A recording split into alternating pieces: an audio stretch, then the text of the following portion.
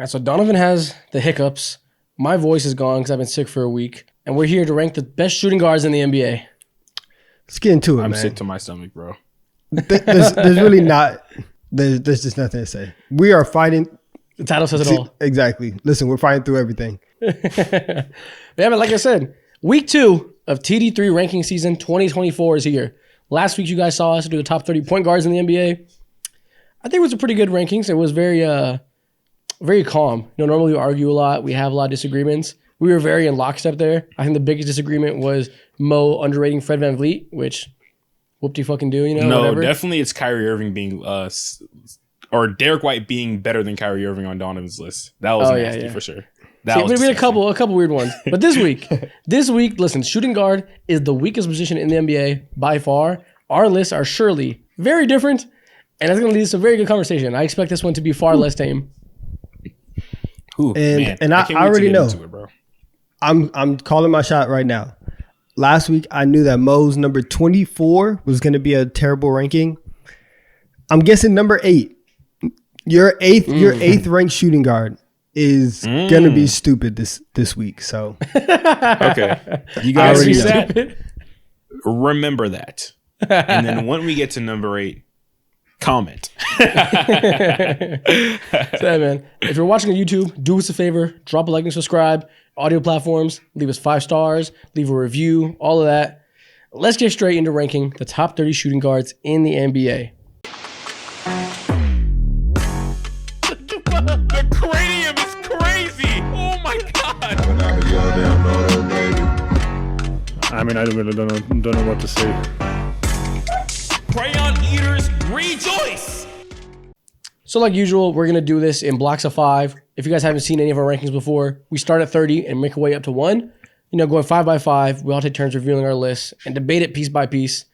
Let's get straight into it. Who's up first from number 25 through 30? Donovan. Okay. Donovan, talk us through this first group. Let's go. Wow. All right. Here's what I have. I have Duncan Robinson at 30. Bilal Coulibaly at 29. Ayo Dosunmu at 28. Wow. Colin Sexton at 27. And Gary Trent Jr. at 26. How are we feeling? This list started off. This list could have started off with a bang. It could have started off with a bang, but it started off with the "What the fuck are you thinking?" Why is Colin Sexton in the bottom 5? Colin Sexton is number 27. Gary Trent Jr. above Colin Sexton is insane. That is disgusting. You already set yourself up. Listen, first of all, Duncan Robinson had to be on this list just because we needed 30 names. Okay, that's one. So don't look at this and be like, oh, Colin Sexton's in the same tier. No, he's actually several tiers ahead. Right? I just had to put somebody at 30. Right? Listen. I'm sorry, Colin. You play in Utah. Like there's just a tax. Okay, there's just so it's a tax. Utah tax. You know what I'm saying? There's just a tax that comes along with playing for the Jazz. And I don't know, like he is a guy that I still like, even after all of these years, I'm still very unsure about what Colin Sexton is. And when I look at the guys in this bottom 30 or in this bottom 5 outside of Duncan Robinson, a lot of it is a lot of unknowns. Like I think Bilal is still a very big unknown. I think Gary Trent Jr., he's up and down in terms of his shooting percentage. He just had a really good, shooting year last year, but there's still like on a year-to-year basis, you're like, are you going to get that high-end Gary Trent Jr. shooting year? I don't know. For Ayo Dosunmu, he plays on the Bulls and their situation is crazy. So again, I don't really know like what Ayo Dosunmu can do in a top-tier situation. It's a lot of question marks here. And as you will see from the rest of my list, outside of like the top 4 guys, everybody else for me is about fit. It's about, scalability, for sure. Scalability, and it's about a known commodity, and it's more about what I know that you can do. And I'm just not sure what these bottom 5 guys can do. So that's where that's where the list starts off. Shooting guard is a weird position right now because if you're a ball handler that's capable of, creating with the ball in your hands, you're listed at point guard. If you're a big wing who can like be that 3-and-D guy and play up, you're listed at small forward. shooting guards kind of like the land of the misfit toys, besides a few guys who are true shooting guards. So we're definitely dealing with some flawed players. So that's probably why you're going to see a lot of differences here. Some of us value different things, and you clearly don't value the undersized slashing guard that is Colin Sexton. And I understand that. He's a poor defender. He has a high 3-point percentage, but it's on really low volume, right? He can hit a catch and shoot 3-point shot, but he's not like a gravity shooter. So I can understand why that type of player doesn't scream out to you as being super valuable. But me, I think he's awesome, and I have him in the top 15. I'll just spoil that. I have him incredibly high. Top 15? I ain't gonna lie to you. Wow. I don't know why, but I just can't take your voice seriously at all, Isaac. It sounded like you smoke literal crayons before this podcast. But Yes, I it agree sounds with you nuts. for sure. And I got Colin Sexton around the same range. I'm not going to spoil it just yet. You got to watch the full episode. But yeah, for sure. I agree with the whole Colin Sexton take. I think he's completely miscasted, misspelled. I don't know if Bilal Coulibaly should have made this list because everyone else is like, we know what you're good at in the NBA. And of course, like, we have an idea of what Bilal is good at. I think he's going to be a great player. But I don't know if he's great enough yet to be like at number 29. Again, we need numbers. We needed numbers. This position, like the depth at this position and the drop off at every single level. Like, forget the drop off from the elite 2 guards to like the mid 2 guards. The drop offs from the mid 2 guards to the rotation guys. It's a steep decline every single time that you get there. So it's like, all right, like, you know. No, I hear you. You're right. I understand that this isn't a very thoughtful like separation here. You're not putting a ton of time into 26 through 30. Yeah. But doesn't matter. Stand on that shit. We're here to argue. Your list is stupid. I promise you, when we get higher up, I will stand on some stuff. Yeah. But no, I think Sexton's great, man. I think a lot of young guys they're on a team like the Jazz, right? Who, like you say, he's on the Jazz. They're not good right now. They've been stealth tanking in the second half of years for a couple years now to try to get high picks. Some young guards will get put in that position and have to chuck, and it'll hurt their numbers because they're just forced to take a lot of bad shots, like a Mikal Bridges or whatever. I think Sexton was given the highest usage of his career, and performed the best I've ever seen him. He has a 28% field goal assist percentage for a combo guard, which is one of the best in the league. And despite having a 28 near 30% usage, he shoots 68% at the rim, 42% from mid range, and 40% from 3. That's just crazy efficient for a guy that's creating his own shots with very little playmaking around him. Not gonna lie, I hate to say this, but tearing his ACL was one of the best things that ever happened to him, bro. Having to rework his game from like dirt and being traded from Cleveland to Utah again, like city for city, who's saying that either one is better? Going to Utah is one of the best things that happened to him as well. Being coached, what's their head coach name again? Will Hardy, one of the smartest guys in the business. I almost said Jaden Hardy, but Will Hardy, one of the biggest blessings that he's had in his career, coming from Cleveland to Utah. In Cleveland, he was viewed as he was supposed to be, one of the guys in their rebuilding phase post LeBron, and for him to get rid of the stigma in his career of just being like a short 5'11", 6'1", 6 foot, whatever, ball chucker, greedy player who just wants to get his own and completely revamping his game. He's been pretty efficient throughout his entire career, but here it's a different type of efficiency that just you won't see on the court. It's less force buckets and more within the flow of within the flow of offense. The second half of the season, they kind of figured out the rotation. They ended up running with John Collins as a 5 and really figured out they want to play this 5 out, a lot of motion, really OKC-esque type of basketball. And Colin Sexton was like the biggest benefactor. They started him full-time second half of the year, and he was just a downhill demon. I need him on the Lakers.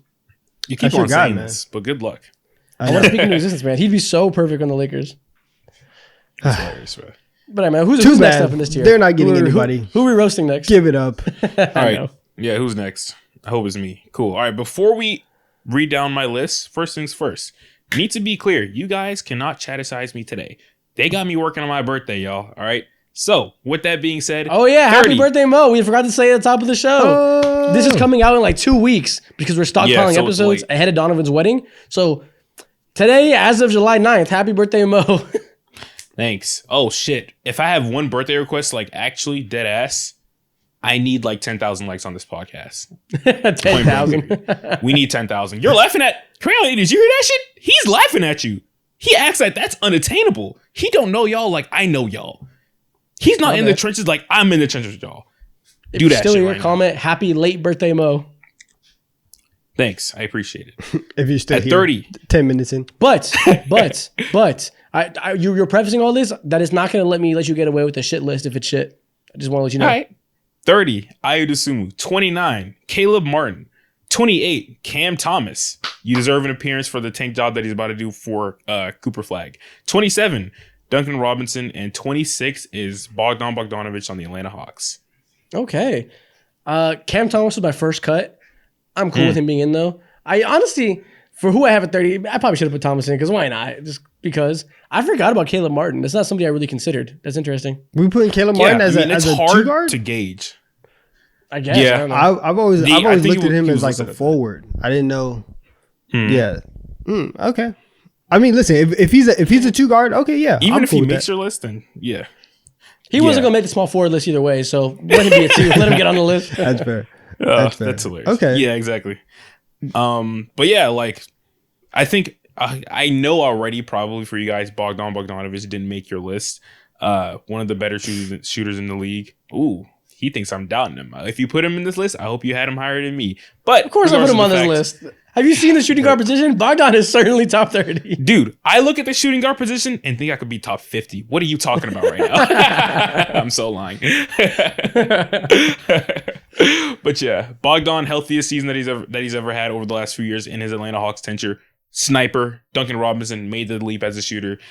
Cam Thomas, fucking bucket in whatever way. Caleb Martin is a great Swiss Army knife. And Ayo Dosunmu, great defense, and he shot 40% from three. Nice. I look forward to seeing what Ayo does next year when, post DeMar DeRozan.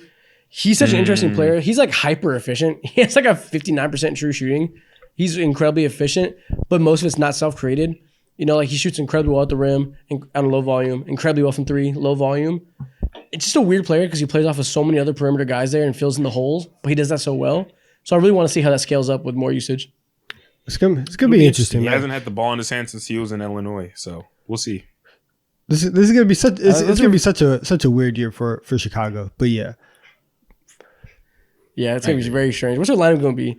Kobe, Levine, Modest, Patrick Williams. I hate that Vucevic? Levine is still there. They need to get rid of his ass, bro. nobody wants him. Get rid of him. He's expensive and he's hurt a lot. It's tough. What do you mean nobody wants him? Like, I'm sure there's someone who wants him. It's probably the Bulls being stingy and acting like they aren't the dumbest front office in the entire NBA. Like, I don't know, it's tough to come up with $43 million of salary It is for a tough. guy that's always hurt. It is tough. with this whole new second apron shit going on, okay, that makes a lot of sense. Yeah, it's a lot of money. But I think we'll get to him later in the conversation. So maybe yeah, I'll for spoil my sure, thoughts. for sure. Let's show my next five. I have Bogdanovic at 26, Trent Jr. at 27, Brandon Pajemski at 28, Buddy Hield at 29, and Andrew Nembhard at 30. What? Nembhard Yeah, at 30? Yeah, I was about to say, Mo, I know Mo's me pissed because I remember we were watching the Pacers versus Celtics in Cancun for Donovan's bachelor party, and you were over there that? drooling over Nembhard. I was like, oh, this is your guy. You love Andrew Nembhard. Nembhard's good. Bro, I love me some 30's Nembhard. 30's He's good. good. He is great, He is good. bro. I think like He had a great playoff series. I just kind of want to see it for a longer period. I try not to overreact to small sample sizes, and during the regular season, he was good. He played his role. It's a crowded backcourt. I don't think he's bad at all, but when you compare his production and everything to people above him, like what has he done that Bogdanovic hasn't done? Like it's tough. yeah, that's fair. Lock some shit down. That's what he does. Be a consistent secondary, tertiary. I would have Oh, yeah, called it's a Nembhard guy. lockdown. Oh, yeah, I it's don't know. a I, don't know. guy. I wouldn't use He's a those great. words. He's a He's great good. defender. Yeah, he's not a bad defender, but he quite means. literally the reason why Indiana's like, what the fuck do we do with Benedict Mathurin now? Because this guy right here is good at what he does, can space the floor, and he's not like a black hole at times that Benedict Mathurin can do. This tells I think me the he's reason not a real Nembhard they're watcher. saying what the fuck But is I don't wrong with believe Benedict Mathurin is because he can't defend shit off ball and he's always hurt. That's the biggest problem with Benedict Mathurin, not Nembhard's fucking appearance. His appearance makes it harder, I think it makes it easier. It makes it a relief that they don't have all the chips in on Nembhard. But I know what you're saying. I know what you're saying. And listen, that's why Mathurin isn't on my list and Nembhard's above him. Yeah, Nembhard, yeah. Listen, it was tough for me to put Pajemski this low. I want to put him a lot higher. It's just, there's like Donovan said, there's a lot of guys on this role that are like role players in this next 15 players or so. And that when you really compare their production, these are young guys. They're going to be better. But when you compare it to like, let's use Bogdanovic as a benchmark. Bogdanovic is like productive and useful, and especially next year when DeJounte Murray's gone, he's back in starting, gonna be a really useful player. It's hard to compare them, and like when you really compare their production, their stats, what they've done, what you know of their skill sets, it's hard to put these young guys over guys like that are just like really productive role players. Yeah, that's fair. I think my biggest concern with this is the fact that Buddy Hield is over him. Buddy Hield, surprise. Buddy Hield didn't make my list. Buddy, Really? No, I think I'm not a big Buddy Hield fan right now. Neither am I. And so Neither am I. And so I think that like I don't know. Nembhard was really, really good. And for these guys at the bottom, and especially when you look at like their playoff runs and Buddy Hield being basically unplayable for like 85% of that Sixers series, and Nembhard coming in, still being able to produce offensively, give the Celtics and give everybody like a hard time on the defensive end. I think that like he's moving into a space with the Pacers because of Benedict's lack of availability. He's gotten the opportunity to show that he can be like the two guard for them. So I think he should be a little bit higher. But yeah, it's really just Buddy over Nembhard. Everything else is fine. Yeah, you can swap. I don't give a shit about Buddy Hield. I know you don't. I know you don't. Regular season value. And Nembhard was great. I mean, listen, Nembhard averaged 21 and 7.8 in the 4 games against the Celtics, shooting 47% from 3. It's 4 games series, though. 52% from 3. I get it. It's 4 games. The previous series was 52% from 3, and the previous one was 45% from 3. I have learned from Rui Hachimura to not put too much stock into short-term 3-point variance in the playoff setting. Good for him. Like, it's very good that he rose to that occasion. I'm not knocking him at all. Like, if you want to put him higher because you trust he can do this going to next year, to whatever degree, right? Obviously, he's not going to shoot that well. But if you think he can take that momentum and be the starting 2 guard, I don't got an issue with it. I'm just, as a general rule of thumb, trying to get myself to overreact less to short-term playoff sample sizes. And yeah, that's the only thing is that I compared that to regular season. And listen, regular season, he wasn't top 30. Playoffs, he was amazing. So I put him on the list, but it's like, I'll give it time until he continues to climb higher. We're just in different parts of our journey. End of the regular season, he took a step into like, okay, you can like legit be a starter through all the things, through all the inconsistencies, whether it be Tyrese Halliburton or in his like in and out of the lineup, or them getting into Pascal Siakam and figuring out his rhythm or whatever. I think Nembhard has been one of the most consistent players on that roster. Although when you look at Nembhard, I don't know how consistent of a scorer he's going to be because of his lack of creativity and like burst of dribble and stuff like that. And I don't know if that's like going to be his calling card. But for what he is right now, 6'4", 6'5", 2, doesn't need the ball in his hands to necessarily dominate for real. And also, he isn't just like a black hole on offense or defense. He's someone who you can play through any situation imaginable. I like him there. Or I don't like him there.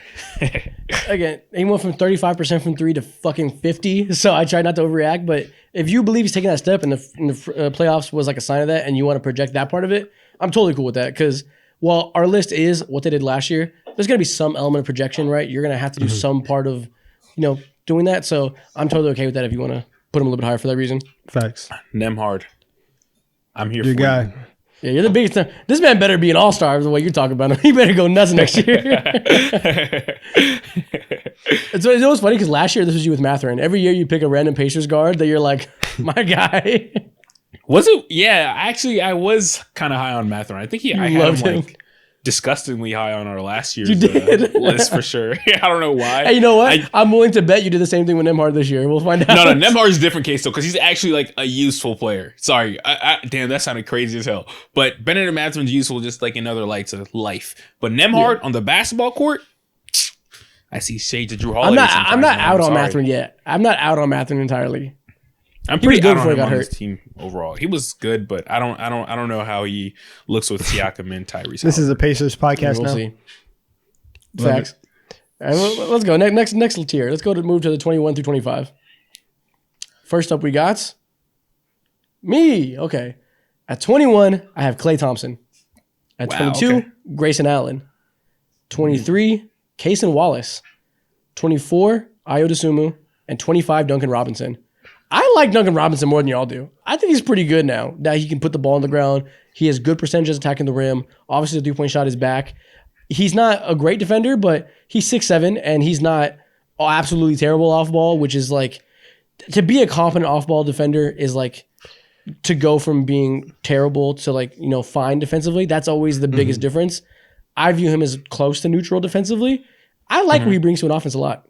I think Duncan Robinson, the same way that I was like, yeah, Duncan Robinson can be 30 because like we need bodies. I feel like the Miami Heat feel the same way, where like Duncan gets, every time that you see Duncan Robinson playing major minutes, it's because the Miami Heat have lost 11 million people in their rotation. And they're like, all right, like who's left? Duncan? Like, can you step up again? And he's like, yeah, I'll try.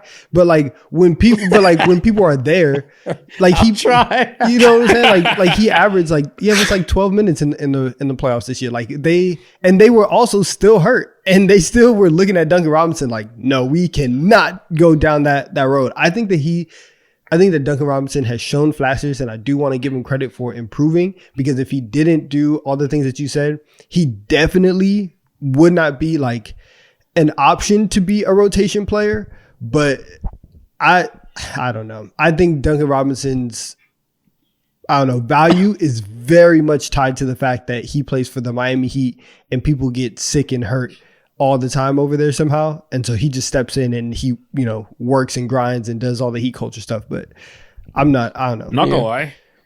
What's even more interesting to me about this list is Cason Wallace at number 23. You want to shout out Cason?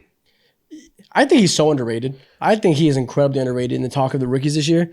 He's a legit great defender right away. Like, not all defense level is a rookie, but for a point of attack, small guard defender, he's really good. Like a 42% three-point shooter. He is knocked down. He is good at attacking the rim. Every percentage you look at for his shooting splits is extremely good. And that's because he has a low usage. He's not asked to do a whole lot. He does essentially nothing with the ball in his hands. But I look at a team like the OKC Thunder, who has all the guys in the world you want with the ball in their hands, right? Shea's getting his touches. J-Dub's getting his touches. Chet's getting his touches. Listen, they had Giddey, yuck, whatever. But they had plenty of people to dribble. They needed bodies around that can be true 3-and-D. And as a rookie, I think Cason Wallace was that. And not even just in a way that's like effective for a rookie. I think he's legitimately really good and could help like every single playoff team. He fits everywhere. How you feel about Cason Wallace is exactly how I feel about Nembhard. 3-and-D, all those type of vibes is just showing favoritism towards the younger guys. And I literally see that. I would feel the same way about Nembhard too. If he shot 42% from three and 73% at the rim for the entire year, I would also feel that way. But Wallace did that for 82 games. Take it out. Oh my God. Okay. Stop. No, Cason Wallace is good. Like I'm with you. For sure. I'm with you, Isaac, because I think I had Cason Wallace around this range as well. And wow. And it's just because, I don't know. You look at he didn't have a great playoffs, but you look at a lot of those moments, especially in like the second round series against Dallas, and he was hitting big shots, right? Now, his percentages throughout the series were not great. Nobody outside of Shea really had a great series. That's whatever. But you can see that Cason Wallace is a guy that the Thunder can trust being in their closing five. And over again, whether it's because of defense, whether it's because you think that he can take another leap with his playmaking next year, going forward, I trust that Cason Wallace is 100% going to be like one of the 6 closing guys that he's at least going to be an option that they go to and be like, hey, for 2 weeks, let's close with Cason Wallace, because he can do all the things that elite role player two guards can do. So I have no problem with Cason Wallace being this high. And as we talk about the fact that they're going to have a defensive, I don't know what you call it, trio of Caruso, Dort, Shea, J-Dub. Let's call those 4 elite defenders for perimeter. Cason Wallace is part of that. He is also in that tier of like what gives them just, they're going to have a ridiculous ability to have at least 2 elite perimeter defenders on the court at all times next year. Mm-hmm. And I promise you, Cason Wallace isn't the worst on defense of the names I listed. I just don't know how Kentucky consistently does it, bro. I also don't know how they was paying guys. Any GM can need some important, impactful guard play and just see a Kentucky guy and just be like, we all right, we cool. Like, that's just madness to me. I like this list overall. Yeah. Damn, Clay's at 21. Hold on, fuck, that just slipped my mind. It makes sense. We'll talk about Clay more when we see where you guys have him, because there's a lot of Clay discourse to be had. I put him next to Grayson Allen because I think he is a slightly better version of Grayson Allen these days. Wow. Okay, who's next? Okay. And to be fair, who's Grayson next? Allen was really good this year. So it's not exactly That is not disrespect to Grayson Allen. No, Grayson Allen is He had nice. one of the greatest 3-point shooting seasons ever this past year. No, he was really nice. did. Yeah. Whose 5 is next? Okay. Oh, mine. Nice. Okay, so LeVert. at 25, I have Pods. 24, I have Gary Trent Jr. 23, I got Grayson Allen. 22, Karis LeVert. And 21, Terry Rozier. Karis LeVert mentioned. Yeah, I guess. no one There's a else had him on polar the bear list. in Arlington, Texas. Wow. I guess. That's what Karis Why LeVert is is to he y'all. here? Why? Why is Karis LeVert here? What does Now Karis listen. LeVert do? Why is he around? Exactly. What does he do? I know that Karis he's taking LeVert. leaps. I know that he has improved. But He was good defensively this year. I'll but say that. again, why is he here? He was good defensively. I didn't say jack shit about offense. Now listen, I think that over there in Cleveland, his time has probably waned away. They've consistently been looking for certain wing options, and Karis LeVert, with all the things that he's great at, there's a reason why like he's not starting. And I think he generally is useful in many facets of the court. Obviously, the shooting can be inconsistent, especially in the playoffs. He's one of the more inconsistent players. He's either giving you like a smooth 25 or he's giving you a smooth 4 points. Like there's no in between. Smooth. But playmaking is there. Yeah, playmaking is there. Whenever he does look to attack and get those angles, he can give you like usually throughout his entire career, cool 12, 13 points and whatnot. And he's just one of those guys that just does a lot for you on that end of the court who doesn't Hey, ask for too Donovan. much. Can I? What's up?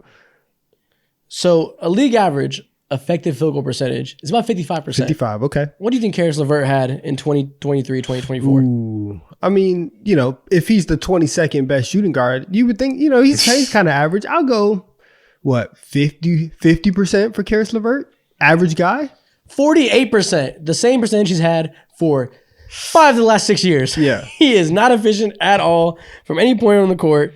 58% at the rim, 26th percentile. 38% from mid-range, 40th percentile. 32% from three, obviously bad.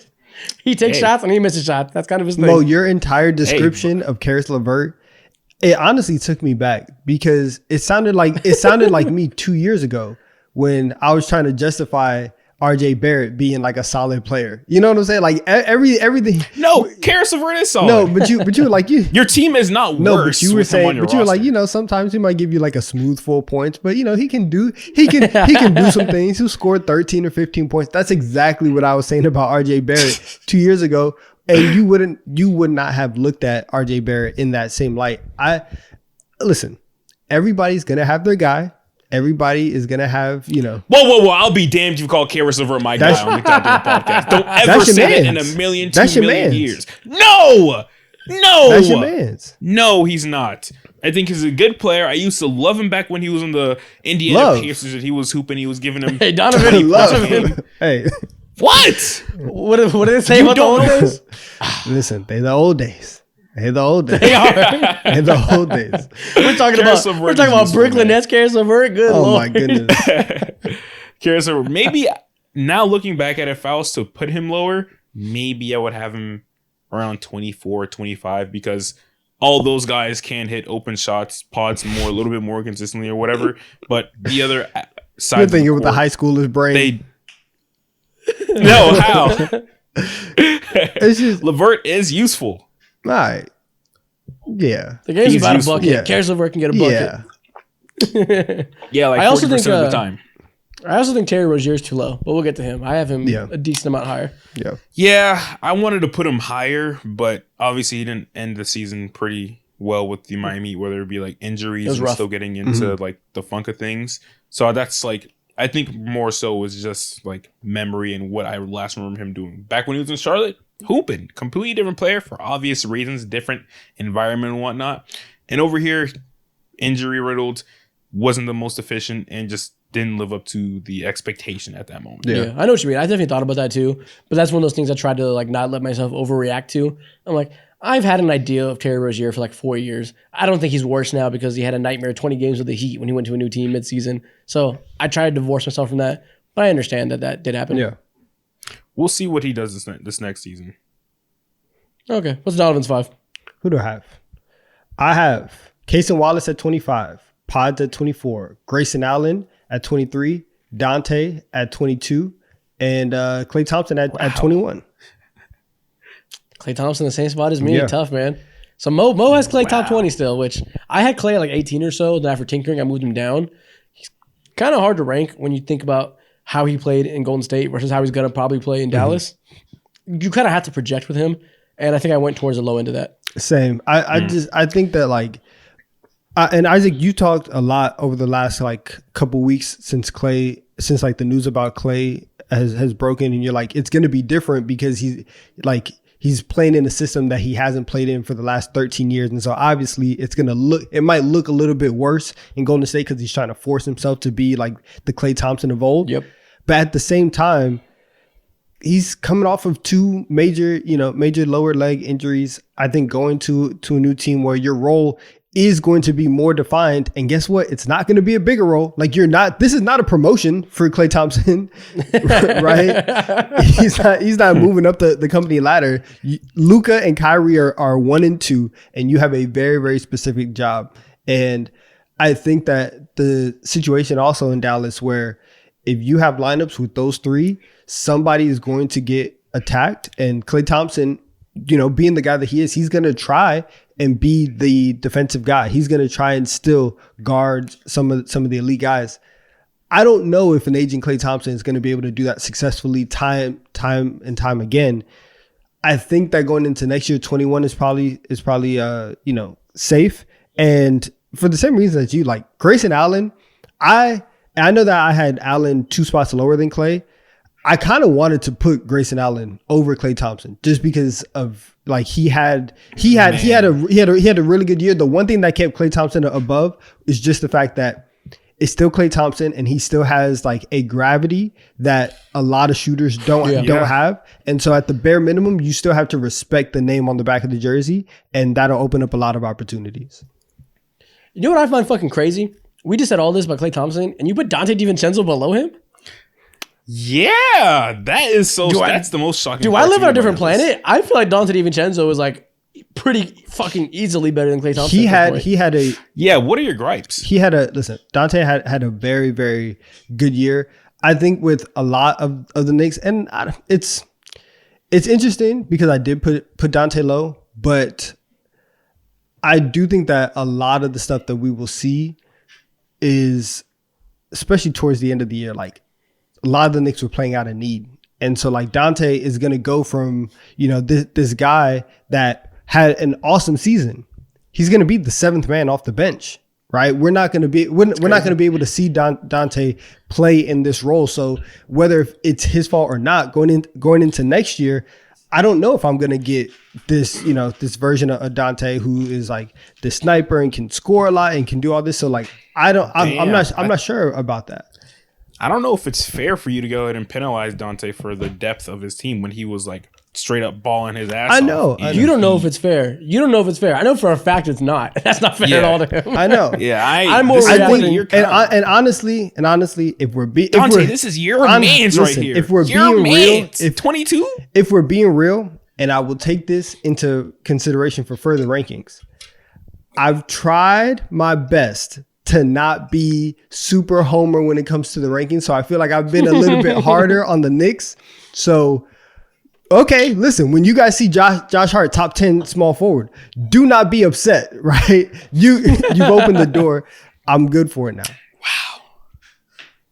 Okay. Yeah, I love it. So my list is more based off of last year than it is next year. So I don't consider that at all. If it comes to it and he gets lowered down because of that reason and we just don't see it, maybe his shot making loses his rhythm necessary and he performs worse as a 7th man, then I'll move him down next year. But for now, I'd rather give the guys flowers in the moment. That's fair. Absolutely. I agree. The dude who quite literally took one of the biggest shooting lumps throughout the entire NBA season. Shot like 40% on 8 threes nah, a he was game. hooping. Still He was attacking hooping. the rim like a demon. He was hooping. While also doing his thing on defense as well. I was just trying to be 22 is fair. I was nasty. trying to be fair. I'm sorry. Nasty I man. overcorrected. Yeah. I overcorrected. My bad. I get it. It'd be like that. I feel make like I it. might have put Austin Reeves the lowest because I'm like, don't be the guy. Don't be the Lakers fan that says Austin Reeves is a star. Don't be the Lakers fan that says Austin Reeves is a star. Exactly. Okay, let's go to the next tier. Let's go to the top 20. From 16 to 20, who we got first? We got Mo first. Who you got? All right, so at 20, Andrew Nemhard. We already said it. That's my guy. Apparently Okay. now. Devin Vassell at 19. KCP at 18. I got at 17, Klay Thompson. I believe in you next year, man. I think he's going to have his redemption season. For Klay Thompson specifically in this list, I am projecting like a mug, and I think he's going to have a killer year. Mo, While also, we can't sit here and act like he didn't shoot like 9 threes a game and didn't hit like Mo. 40% of Mo. them. Shot like 39%. Mo. Mojo 16, 99. Austin Reeves. Mojo Yes. 99. I want It's you my to look me birthday, in the so eyes. talk to me nice. Come on. No. I want you to look me in the eyes and tell me that Klay Thompson is better than Devin Vassell. I ain't looking you nowhere. Shut up. Look you in the eyes and tell you that Klay Thompson is better than Devin Vassell. I had Devin Vassell so much higher than this. I love Devin Vassell. But You Klay Thompson's clearly storyline don't. is. You clearly don't. I You do. don't love shit about You him. clearly don't. I do. No, I do. you don't. I wanted the Hawks to draft him back in the day, Okay, back in 2020 for sure. all right. Listen, first of all, I respect how much basketball you consume on a daily basis. However, if I would just see this 5, I would think that you didn't know ball, right? The fact that Austin Reeves is this low is crazy, right? The fact that KCP is this low, crazy. Whoa. The fact that I don't feel like crazy about Austin Whoa. Reeves. really no, I What? think Austin Reeves is much. You just had I think- Dante DiVincenzo at number I 22. think and Austin. Dante's I think- better than I- Reeves. no, That's no. worse. Austin, What are you talking about right now? Austin Reeves at 16. Austin Reeves is a really, You should really rap with him. Austin Reeves is a really, really good 2 guard, and I think that I agree. I think that him being at 16. If we're going 30, then technically you saying that Austin Reeves is right there, like below the halfway line in terms of 2 guards, the weakest position in the league. That's wrong. That's wrong. No, yeah, he is too low. I have him and Vassell both pretty high, a lot higher than this. KCP is hard to rank. I put him around here too. When I think of KCP and like his perception around the league and how I feel about him, I thought he'd be really high. And then I'm comparing him. I'm like, oh wait, Yeah. he's cool. He's good. He's also playing with Jokic. Yeah. He's also not asked to do That's a lot. So like, I was like, I can't put KCP above Devin Vassell. Like it was so hard when I really compared what these guys have to do, their roles and how they produce. So I'm not mad at KCP at 18, though I think some people will be. I think you're right. Yeah, that's the Devin Vassell criticism is very fair. I think it's my own expectations of him and how high on I was at him when he came out of FSU and him being known as a defensive menace, and that shit just withering away and him developing this newfound 3-point shot and shit like that, but at times being a little bit too trigger happy. I think it's just more so my perception of him. Now, do I think he's generally better than KCP? Yes, but in terms of just like what KCP, Klay, and Austin Reeves does, they're just so definitive and like they are. You know what they are. You know what they do. And with Devin Vassell, I know what he is and I know what he can do, but I don't know how consistent he will be for the San Antonio Spurs in the future. Okay, I love him, I'll say my Devin thoughts till we get to a couple tiers up when I talk about him, but I think he's extremely good, and I'm with you that a lot of us, me included, were like expecting a most improved player type of league from him this year that didn't quite come. So I was disappointed for a lot of the year. But then when the year ended, I really looked at what he did and thought about back to what it was like watching him in the regular season. He made improvements. You know, it just wasn't the huge league that we hoped for, but he's really good now. I remember when the San Antonio Spurs dropped that bag on his head, everyone's like, oh my God, they're just throwing out money to They said, anybody "Who?" nowadays. Yeah. But that was done exactly. for sure. He's really Yeah. good. He's worth it. Yeah. Exactly. People aren't real Devin Vassell watchers. Now, pre-Wemby, I understand why you're not a Devin Vassell watcher, but his shot creation and all that and seeing how he took a leap, especially in like mid-range area and stuff like that, great. I just have higher expectations for him. This dude is from Swanee, Georgia, bro. The ties are deep. The ties are deep, bro. Okay. He was like 20 minutes away from my house back in Georgia. All right. It's deep. I have high expectations. All right. Yeah, since Wemby's come, the Spurs have become like my de facto second favorite team. I watch them like by far the second most after the Lakers. So I feel like I've seen an egregious amount of Devin Vassell in the last 12 months. It's funny. I've been seeing this man since high school. Good for you. Who's next? Who's next five? Donovan. All right. What we got? I have Bogdan at 20, Norm Powell at 19, Woo! Andrew Nembhard at 18, Bradley Beal at 17, and KCP at 16. Wow. Bradley Beal at 17? You hate this man. Jesus Christ. 17? I understand. That is the... Listen. I understand. Go ahead. I go get ahead, it. Go ahead. This is the biggest overreaction I've ever seen to a down year on a team that makes no sense. 17 is nuts. First of all, listen, to be honest, I've felt this way about Bradley Beal for a while now, right? I just didn't want to go out on the limb, and I wasn't trying to, shake any or ruffle any feathers, all that stuff. Bradley Beal, there's a couple things. First off, one, he's been miscast for like the last 7 years, and that's not his fault, right? But Bradley Beal miscast for 7 years is crazy. He has been. Bradley Beal hasn't been in like the right situation since John Wall was healthy. But like when Russell Westbrook comes along, that team just happened. They were supposed to be this like NBA purgatory, weren't supposed to win, and then Russell Westbrook is like, nah, like we're gonna win games, and Beal was like, okay, like I guess I can do that as well. But then you get the 2 years after Westbrook, where it's just Bradley Beal as the number one option. And we know Bradley Beal he's never going to be the one option on like a team that's actually going to go anywhere. And so you just get him scoring all these points, and that's fine. Go do your thing, get your bag, do all that. That's fine. Then he comes to Phoenix. You have this, this trio of just ISO bucket scorers, right? Or yeah, obviously Book is more than that, but whatever. But Beal hasn't been in a situation where he's been able to maximize all of his talents, and he also just never plays. And you look at him he never plays. You look at him in the playoffs. His playoff numbers are not great. Like over the last 4 times that we've seen Bradley Beal in the playoffs, he's finished shooting under 30% from 3 in like 2 of them. It hasn't been great stuff. Do you think that you can move Bradley Beal around the league at this point and look at a guy who can actually impact winning and actually like help a team get to the next level? I'm not sure. Like I'm not a big Bradley Beal fan, and I'll take quote unquote mid role players over a guy that is slated to make 50 million, that is supposed to be this bucket getter, but also I don't get him every single night. Last 5 years, he averages 52 games played a season. That's definitely fair. The inconsistency is just it's crazy. So no, I'm not a big Bradley Beal fan. Okay. Listen, we do know our difference in perception of injury stuff. Yes. I don't think people as much as that. So I get that. That's your biggest reason. I understand. That's a 5-year sample size. On the court reason. No, I get it. It's tough. 53 games again this year. That's tough. I don't consider that as much, but I understand if you do. If that's going to be a thing you account for, fair. I think the on the court stuff is a little bit less reasonable. At this point of his career, he's a very similar player to DeMar DeRozan, where we know he does not fit on a lot of teams. And Bradley Beal, again, the specific team he needs to fit on, there's a specific type of team that he fits horribly on, and that is the Phoenix Suns. They are squarely in the peg of those teams that he is not a good fit on. So I'm trying to contextualize that and know that Bradley Beal is not in a great place for him to thrive. I think he needs to be a second option next to a guard like a John Wall, like you mentioned. That was a great, having a playmaker next to him is very important. Russell Westbrook, same thing. And he needs to be good players that are like a big man that can be a playmaking help or something. Like, actually, if he went to the Kings like DeMar DeRozan just did, I think he would be very good there. I think that's like a perfect spot where he can just focus on being a bucket getter. But listen, he wasn't healthy. I understand that. He played decently well for the Suns this year, despite the lack of usage. It was the lowest usage of his career since he was like 21 years old. But it was the most efficient year of his career by far. He shot over 40% from 3. He shot 70% at the rim, 45% from mid-range.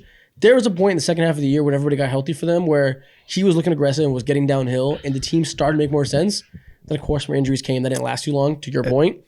But I think Bradley Beal is still a good player, just very contextualized and needs to have a good fit. Yeah, that's fine. He's good. He's not great by any means. Like, I don't. Sure. I'm not saying he's top 5, but I think 17 is nuts. Yeah, I got 2 things to say. First and foremost, what's even crazier is he's been so inconsistent with his play that I even forget that he existed. He didn't even make my list. Shame on me for that. You see what I'm saying? Another thing that I will say, Donovan, your point, you hit it on the money with that. He's been so inconsistent. It's just like, I don't know what to expect from this guy. But I will say also, I don't want to penalize him for consistently being on like piss poor teams that are ran by piss poor people who don't know how to think about basketball in correct ways. So like I see the reason why it's so hard to see Bradley Beal in a winning environment is because he has people who just don't know how to build that over there in Washington. They never surrounded him with anything consistent other than when John Wall was there. And as soon as they lost a mastermind, they're like, what the fuck do we do now? You know, you have the dumb ass Washington Wizards front office, and then you have fucking fantasy basketball managers like Matt Ishbia. They're like, let's add Bradley Beal to my team. Why not? And it makes no sense. And it's a disservice to him to put him next to Bradley Beal and Kevin Durant. It makes no sense. When the deal happened, all of us, including you, were like, he does the same thing as them. Why would they want him? You know, so we know that. So I'm not going to penalize him for not looking quite as good or not being impactful, because he's literally put in a position to be unimpactful by people that are not smart or making those type of decisions. Even if Bradley Beal was in a different situation outside of Phoenix, he's a 31-year-old two guard who doesn't really play defense. He doesn't play at all really because he's always hurt, and and his scoring is also like inconsistent. You can have very, very good. Like I think when Bradley Beal is on, he is a bucket, and he can go yell at any AAU kid around the country and be like, "You have to guard me," right? He can do that when he's at his best. The problem is we rarely see his best. I think that Bradley Beal at this point in his career is in that mode where he's going to have to be a second option, a 2.5 even, right? Like I don't know if Bradley Beal can be the second best player on a team that has championship aspirations. And so for sure. And so that's why I'm like, the talent, if we're doing king of the court, Bradley Beal, you're top 10, you're up there. But I think that there's a lot of other guys where you might be able to fit them into more situations, and it doesn't come with as much expectation as a Bradley Beal. Yeah. That's fair. I think he's the exact type of guy that shows the flaw in the whole, like, I don't know if he can be a 1 option, 2 option, 3 option. I've kind of grown tired of that line of thinking with star players and stuff, because you're right, I guess, if we're doing that, if we're looking at it from that perspective, he can't be the 1 and 2 best player. He has to be third best player. But I think he also has to be like the third best player, but the second scoring option or first scoring option. Yeah. So like, let's use the Kings. The Kings, for example, Sabonis and Fox are better than him, but B would be the primary scorer there, or secondary to Fox in a perimeter aspect. But, you know, Sabonis is better than him, but doesn't focus on that type of stuff. That's how you had to view people like him, is that whatever the pecking order is, that's less relevant to the style of play and how the touches would be distributed from where on the court. And that's more important to me for him. Yeah. And again, that's fair too. If we were doing like an overall ranking of the league, I'm just saying like Bradley Beal is not going to be one of those guys that is in the top 12. Bradley Beal is not, like, it's been a while since you're gonna hate me. The PR around him is nasty. I can understand. It's been a while since Bradley Beal has been, right? It's been a couple years since he's been, you know, all NBA, all this stuff. So I'm off the Bradley Beal train. So it is a little bit more hate for me. I understand that I am on the lower side of Bradley Beal, and he can be higher for a lot of other people, and I won't be like upset. But when I see him and when I watch him play, this is where I kind of put him. Let me say, you're going to be upset where I put him, and I want to mentally prepare you for that because I have him substantially higher. You have him in the top 10. It's going to piss you off. You have him top 10. I view him as like I can fix him type of guy, where I'm like, you put me in charge of a team, I can make some shake of Bradley Beal. I can put him in the record to succeed if I can make some decisions. That's how I view him, as like, listen, you're in the wrong spot. Your main guy right now doesn't take care of you. He doesn't know what you need. He doesn't know your love language. We can really guide him in the right direction and get some value out of him. Trying to raise up Bradley Beal or what? What did this turn into? He said, I don't know your love language like I do. I think Frank Vogel doesn't know you like I do. Okay, let's show my 5. All right. At 16, I have Dante DiVincenzo. Wow. Who I spelt wrong on here twice. That's funny. I forgot the end. 17, Terry Rozier. 18, Jalen Green. 19, Malik Monk. 20, Norm Powell. This was the hardest range for me because Jalen Green is so fucking garbage for 8 months of the year. And then that 1 month, he was so fucking amazing. that like he was legitimately one of the 5 best players alive for like 30 days. And I do believe that he's going to continue that and be a lot better next year. But he was awful for the first 6 months of the year. Yeah. And again, I'm all about trying to get myself to respect sample size and not overreact to certain runs, however long they may be. And he is the definition of please respect the sample size. Don't overreact too much until we see him make that leap. I believe that leap could happen, but I got to see it for at least 2 months in a row before I really let it reflect in my rankings. That's good. I think that's pretty. Yeah, that's fair. I have Jalen Green a little bit higher because I was trying to stop myself from being a massive hater because I've been saying the exact same thing as you, where I'm like, I don't believe that Jalen Green is gonna do it. Like I actively don't think it's gonna happen. However, he did show us a little bit of something. So let me just give him some type of credit for these, next 2 months before the season starts. And I promise you guys, you will hear my hate when the predictions episode comes out because I am jumping off the Jalen Green bandwagon. But the Malik Monk pick at 19, I feel like Malik Monk should be a little bit higher. Yeah, he was tough. I felt that way too because his PR is so good because he was most improved. And I think when somebody's most improved, it's look at him versus Terry Rozier. Terry Rozier has been just as good as him for years, but Monk just made that improvement. So in our mind, he's on the up and up. But I think he improved to that level that Rozier's already been at. He's been a decently efficient 20-point per game, 5 assist guy for like 5 years now. And someone like Monk just made that leap. And we're like, whoa, he's going so high. We got to respect him. But when you really look at it, he's less efficient than Rozier. Passing, we can pick hairs there. I think there's similar level of passers. Neither one of them are making your life any better defensively. Mm-hmm. That was really the way I had to look at there was I also had him at like 12 or something. Then I had to compare person by person. And I was like, I really don't have an argument for Monk being better than Rozier other than recency bias. I'll tell you right now. You said it's PR. Recency bias got me. Recency bias got me. Yeah. He's high on my list. Yeah. And he just got paid. I understand. Now, recency bias is going to kick your ass on Malik Monk. And he's very good. Like, I think 19 is a big leap from where we had him last year, which was probably not on the goddamn list. Yeah. And he's really good now. He's legitimately was incredibly important as a playmaker there. Mm-hmm. He shot well, exactly. 15 points per game. Not the most efficient at the rim, not the most efficient for mid-range. If I remember correctly, I'll pull it up now. Mm-hmm.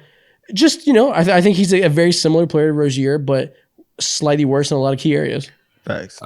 Biggest difference between the two is one is in Charlotte. One used to be in Charlotte. One played for the goddamn Lakers, and also he played for the Kings, who had one of the best storylines over the last 2 years, and he was one of the forefront. He was like the forefront of that, pretty much. Yeah. So he has a 56% true shooting percentage, which is solid. I was looking at he's good for the free throw line, that's why it's higher. His effective field goal percentage is 52%, which is 45th percentile, which isn't great, And I would want that to be a little bit higher from a guy in his role off the watch. He might start, I don't know, but a guy that's not, the one option or anything, he should theoretically be able to eat off of those star players. And I'd like him to be a little bit more efficient. But again, I don't hate him or anything. I just think the guys from like 11 through 18 are pretty good. And when I compared them one by one, I was like, I don't know. Would you rather have DiVincenzo or Monk? I think I'd rather have Monk. DiVincenzo for sure. Really? Listen. DiVincenzo's a good defender. Monk's fine at best. Listen. Yeah. And plus, the game's about a bucket. A better shooter. Malik Monk is a bucket.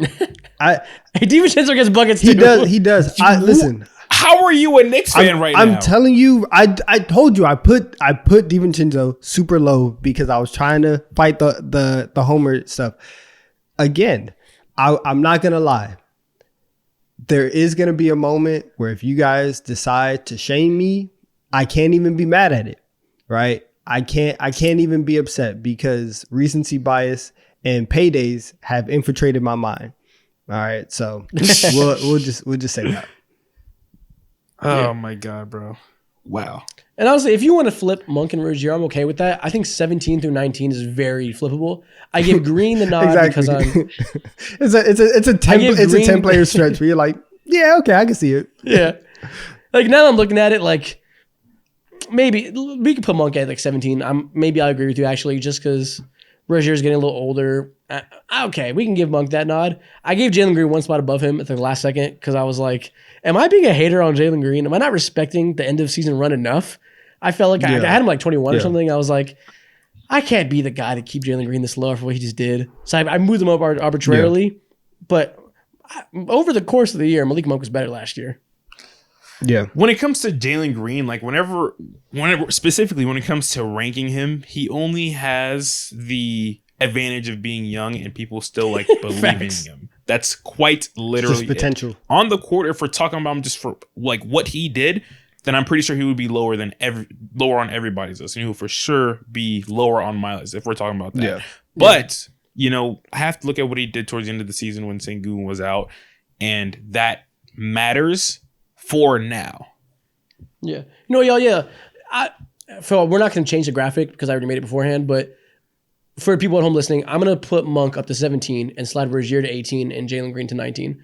I think I'll do that because Rozier had the terrible stretch with the Hornets, and not the Hornets, with the Heat, and he's still on the Heat, so I don't know if he's going to play better there next year. So I'll give Monk the nod there. Okay. But he's not going to go up Dante. Dante's a line in the sand for me. That's fine. Bro, I can't believe I'm gonna where I have Dante is crazy, bro. It's crazy. Okay. Let's go to the next tier. Let's see the top 15. It's me. Donovan. Okay, 11 to 15. Who we so got? I have Rozier at 15. I have Jalen Green at 14. Devin Vassell at 13. Tyler Hero at 12. Anthony Simons at 11. Okay. So Rozier. Ooh, we got Austin Reeves top 10. So Reeves. Oh yeah. Yes, that is true. Wow, bro, you're nasty for that. Oh my god. So Save it till we get there. Save it till we get there.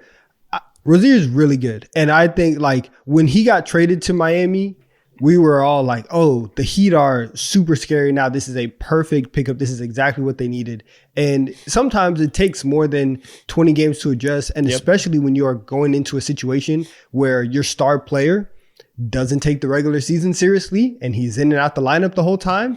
And whenever you have a whole bunch of other pieces that are always moving around and you're trying to, elevate Jaime Jaquez, you're trying to elevate Jovic. Like there was a lot of moving pieces to Miami last year. And I think that them with a full training camp and Rozier not getting traded in the middle of the season, he's going to play much, much better. And I'm banking on that. So I do think that Terry Rozier would be better.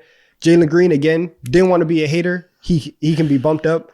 You can drop Jalen Green down to 19. I would not care. Devin Vassell. Devin Vassell, awesome. I love Vassell. The only reason why I have Simons and Hero above him is because for Hero, I think Hero is a little bit underrated. And I think that Hero Agreed. And Hero's off-ball movement is very, very like cool to put on a lot of teams. I think that he will work on a lot of teams.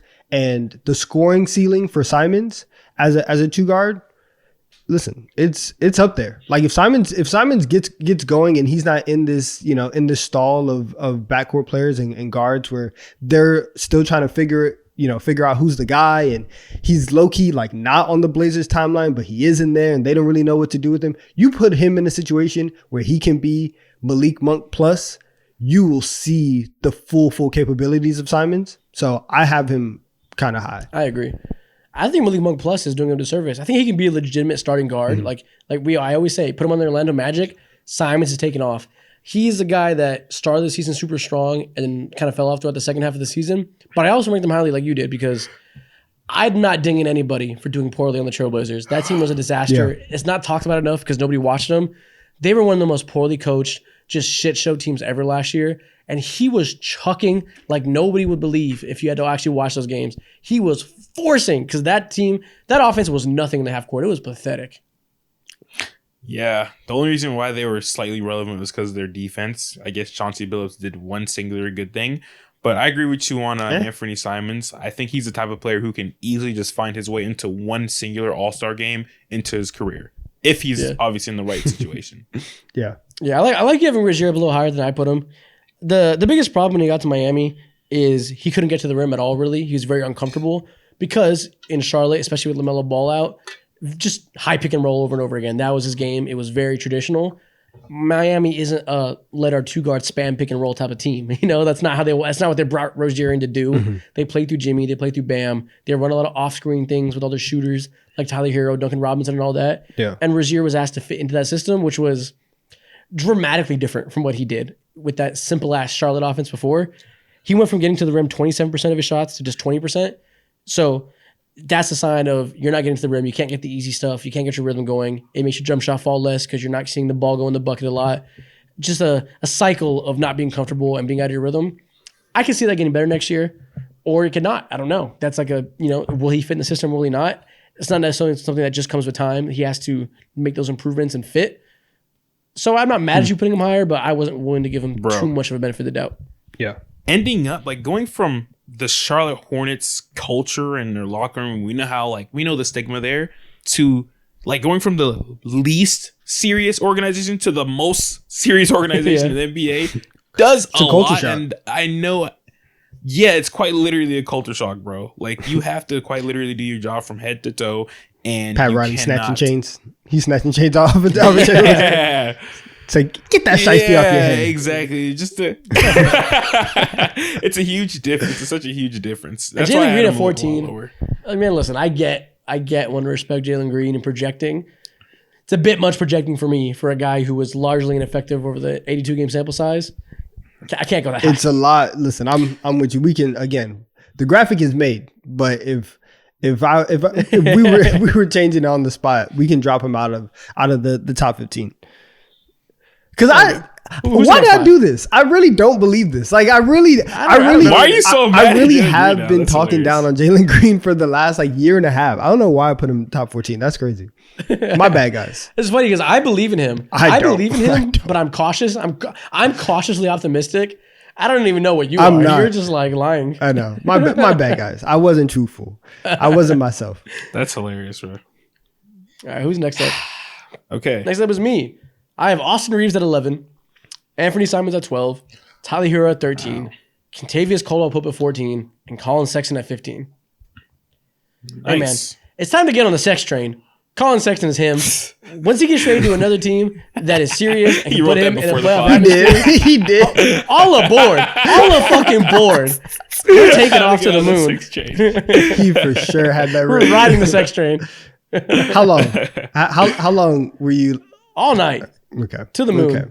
No, your list. Listen, your list is very solid. You have a lot of guys on here that I respect. You talked about your love for Colin Sexton earlier, and I understand that. But so yeah, I really don't have any problems with your 11 through 15.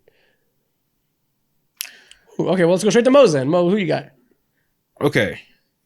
So, coming in at number 15, I got Norman Powell. None of us has said a word about him throughout this entire podcast. Let's just keep it like that. 14, Colin Sexton. I like Norman similar Powell. range. I do. Cool dude, but let's just, we're good off that. 13, Tyler Hero. 12, I think this is the first CJ McCollum appearance. Even though he played point guard last year, I think we're all for sure going to remember him once he retires. he's a especially shooting as guard. shooting guard, for sure. Miscast like crazy. And at 11, there is a Malik Monk appearance. I find this hilarious. CJ McCollum is so clearly in the top 10, but I remember after the playoffs, you were like, I fucking hate CJ McCollum. They need to trade him. I remember you reacting so viscerally to a couple bad games in that last playoff series that it doesn't surprise me at all because I know you're running with that emotion. What he did was so damning. Now I can't blame him, all right? And I sound very contradictory to the situation, can't blame him or whatever. But when you're supposed to be the seasoned veteran and you are given the keys to the offense and you can't do anything on the court that's worth anything at all, struggling with your shot. That's so struggling dramatic. creating, you can't defend. Can't Pass do is not anything that's there. worth anything. It's come on, man. He's now not you're the on Nasus. ESPN and doing your come on, man. CJ's a great dude, and I know there's so much more into him. But the sour taste, it's just. Yeah, I get it. I get it. Listen, I don't really get it. I mean, listen, he did. should be higher. But if you're talking about the lasting image of what you saw from CJ McCollum, and especially because he's never been, actually no, that's a lie. CJ McCollum has had very high highs in this league. It's another one of those situations where he's miscast. And the one thing that we've always said about CJ McCollum is that if anything, he's one of those guys where he's CJ McCollum, professional scorer, And he's just not that, right? Like he's just not that at this point. And whenever the Pelicans needed him to be Mr. Professional Bucket, he's professional misser. And so that's like kind of an issue. Why are we taking anything away from him playing the number 1 seed without Zion Williamson for 4 games? That team got fucking blasted from top to bottom. I'm not doing that. I'm not doing that. The OKC defense was absolute clamps, and CJ couldn't get shit off because nobody else can get shit off. It was top-down embarrassment. I don't really learn anything about CJ McCollum from that series. All I learn is Chet Holmgren, Shea, and Dort have fucking clamps on them, and CJ is not equipped to get out of that by himself. He is top 10. I'm with you. I'm not saying, I'm just saying I understand. Oh, I'm talking to Mo. Yeah. I'm talking to Mo. I didn't put him at 12. No, when I watch that series, I know that this dude will not be. This dude doesn't have a shot or a real chance at being a top 2 option offensively at all, no matter how the team is constructed, because of the amount of struggle which he had getting his shot off, the amount of turnovers that he had, the single digit points that he was scoring against some guys. I understand, but you're supposed to be the vet. You're in these second. You say the vet puts you in the. That just means he's supposed to be old. He's not supposed to be Luka. He's not supposed to be out here fucking between the legs making shit happen against an elite defense. Nobody's expecting that. There's a lot of CJ love on the way. You are wild though. 12 is you'd rather have. Actually no, I can't listen. Malik Monk's vibes are cooler for I sure. can't even say that. So. No, Malik, get the fuck out of my face. Malik Monk's Malik Monk's vibes are get the fuck out of my face. Malik Monk's vibes are so much better, the vibes are very high. What's wrong with CJ's vibes? His vibes are fine.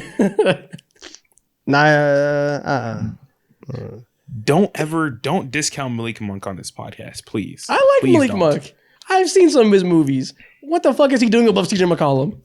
That's all I'm saying. I mean, a couple things. He's putting that shit in the rim. That's what he's doing. I love that you also have Sexton high. You had Sexton higher than me. So listen, as much as I loved him, you went even crazier. And honestly, I was going to put Sexton at like 13. I moved him down a little bit last second because I was like, am I doing a lot? Apparently I wasn't. I should have stuck to it. Some real character development that I did, some real growth that I showed was showing Tyler Hero's respect and seeing the value in him as a shooter and seeing the growth that he made as just like being more versatile, or not even more versatile, my bad. Taking a step back offensively in terms of just like usage and shit. And we obviously saw how things changed structurally once Terry Rozier was on the team. He was still doing his thing. Of course, JB went down. He assumed a lot of the offensive load. And although like, yes, it wasn't very pretty, he still found ways to be as productive as possible. And I think he's easily one of the most like taken for granted players in the entire NBA. That's fair. Yeah, I kind of just feel like Tyler Hero is Tyler Hero. I feel like he's settled into who he's going to be, and I know that he's like precisely the 13th best shooting guard in the league. Yeah. Yeah. Fair. But okay, this is a solid tier. This is the least insane tier we've had so far besides the CJ McCollum hate. But other than that, it's all pretty fair. About to get wild. What's next? Top 10 time. Let's get it rolling. I'm up first, and Caruso is spelled wrong. At 10, I have Devin Vassell. At 9, CJ McCollum. At 8, Bradley Beal. At 7, Alex Caruso. And at 6, Zachary Levine. So why do you have Caruso higher than CJ McCollum? Because Caruso is first team all defense, legitimately impactful. Like, a lot of defensive players that are like can carry a defense are big men, right? Typically, you have to be able to cover the amount of ground, affect the game at the most important part of the floor, which is the rim, do all this stuff to really be able to impact guys. It's very hard for a perimeter defender to really carry a defense and have a lot of impact. Even guys that win DPOYs like Marcus Smart are never going to have like the on-off numbers or the defensive impact metrics of a big man like a Gobert or whatever. The Chicago Bulls had a top 10 defense last year, and I think it is almost directly attributable to Alex Caruso.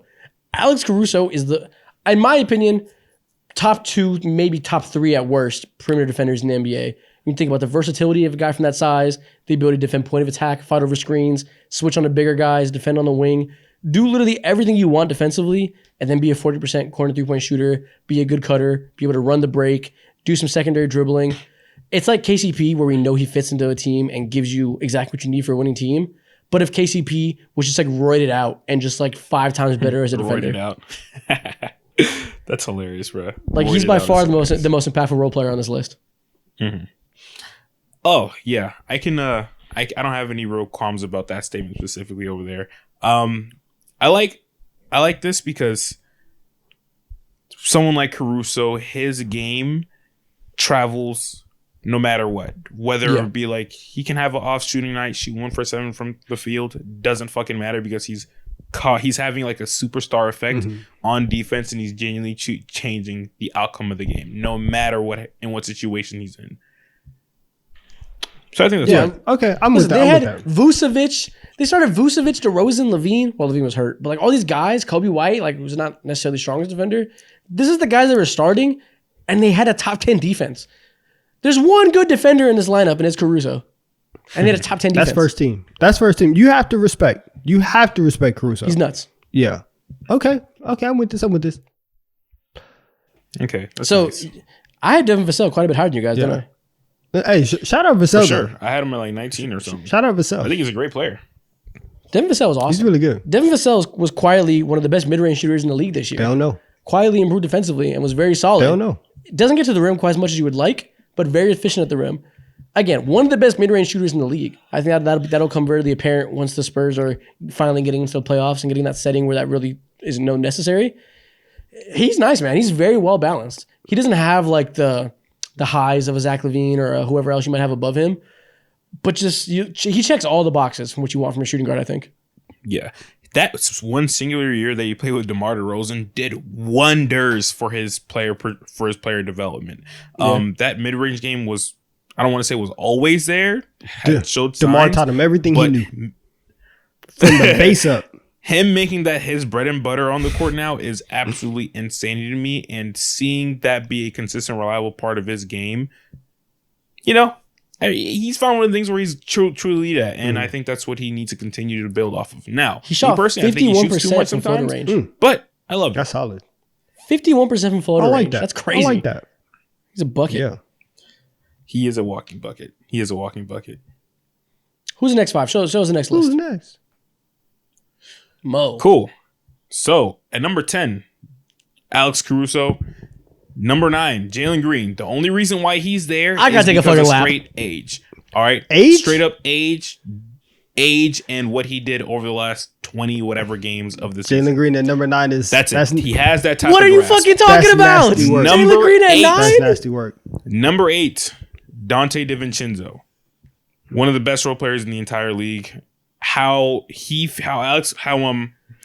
Isaac feels about Alex Caruso, I can say the same exact things for someone like Dante DiVincenzo. Different skills, Okay. by the way.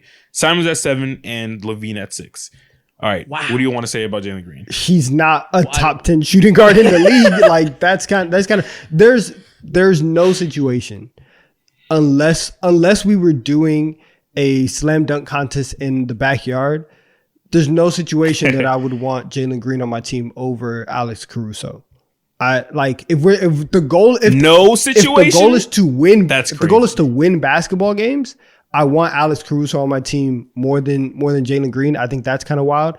Simon's being at 7, it's a little high for me.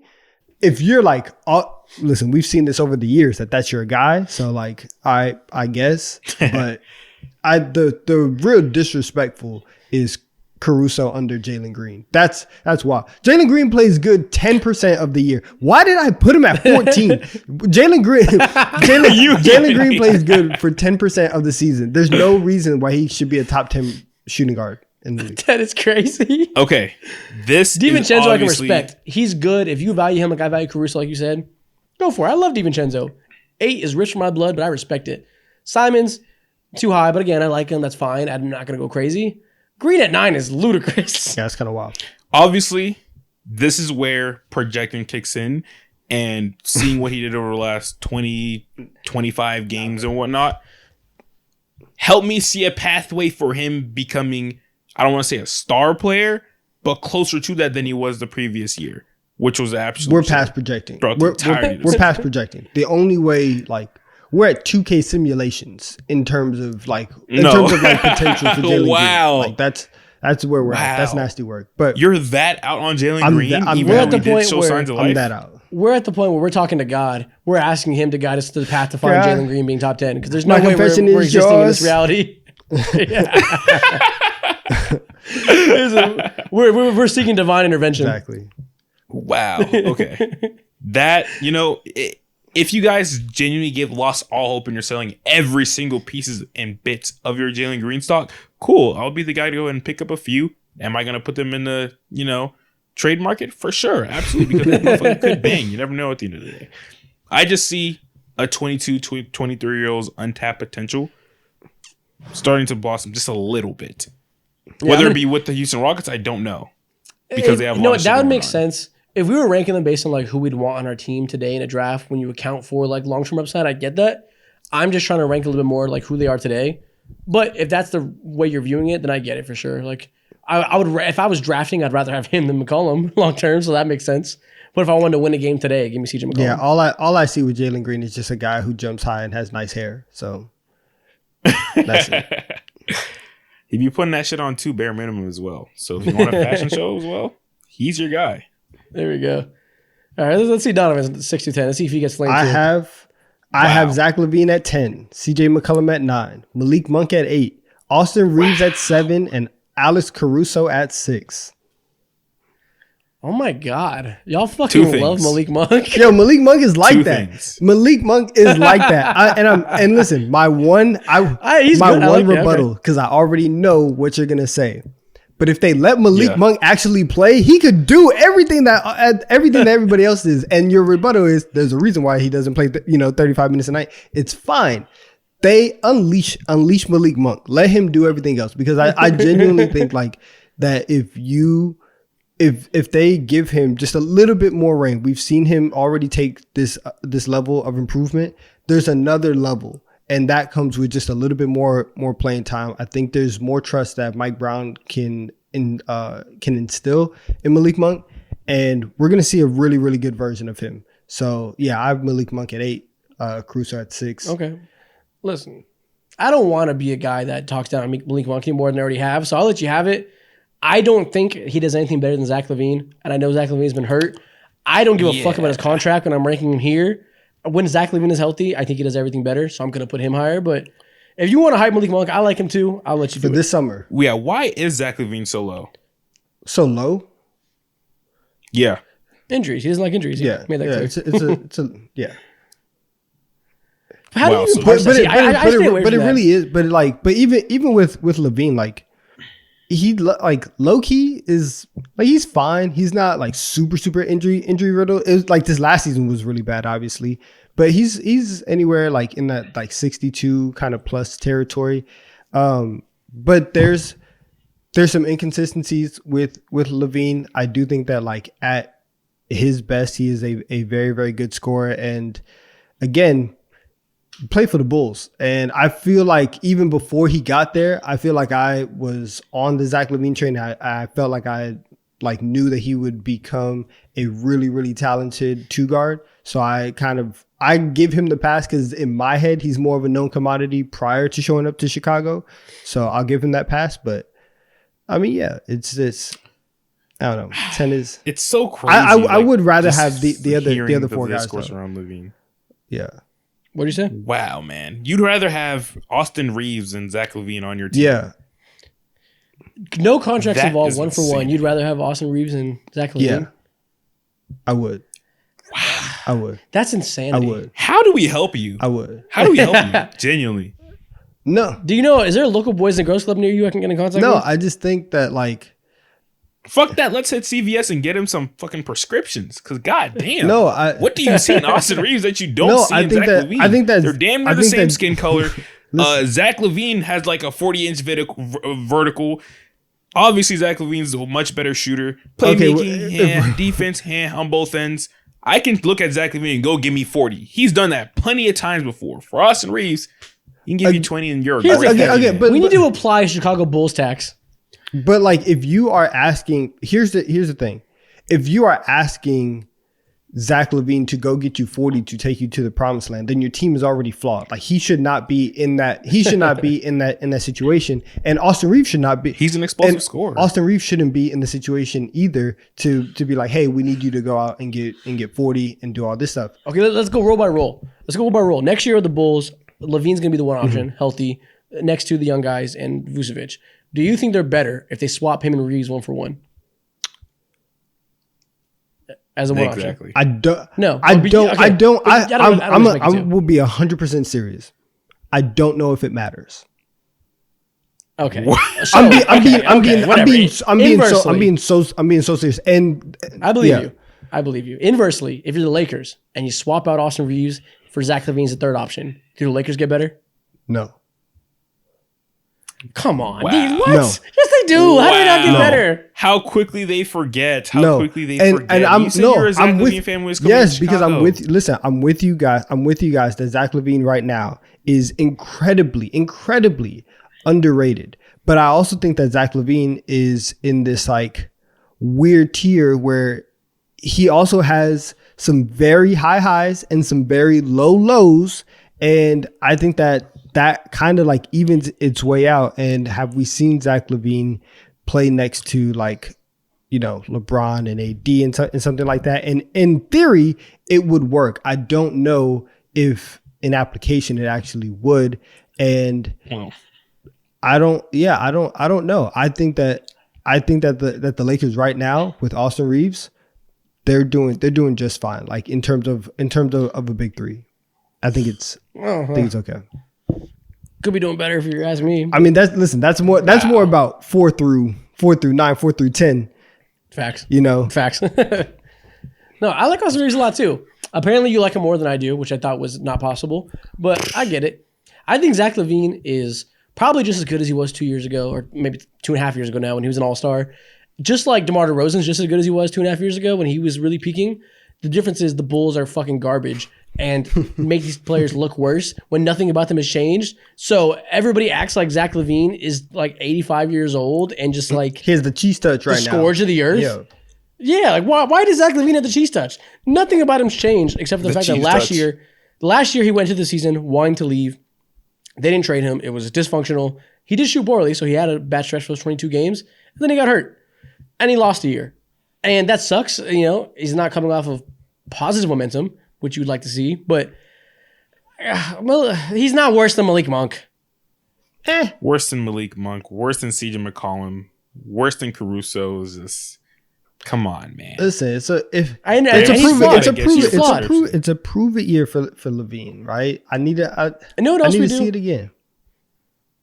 He is very flawed, like you said. I'll be the first one to devalue a bad defensive player, especially a bad off-ball defensive player, which he is. He's made strides on ball to be decent at best at times, but off ball, he's not helping you in the rotations. He's not, he's letting guys cut, do all these things a lot of guards do. I'll be the first one to tell you those guys aren't super winning players. But a lot of us like see that and then we pretend the good isn't there. Like he's not a good off the dribble 3-point shooter. Like he can't get to the rim. Like he can't be a good isolation scorer, a good off ball scorer. Like the strengths are still pretty damn strong. And good for him. Yeah, good for him. I'm gonna be very excited to see that this upcoming season. You're nice.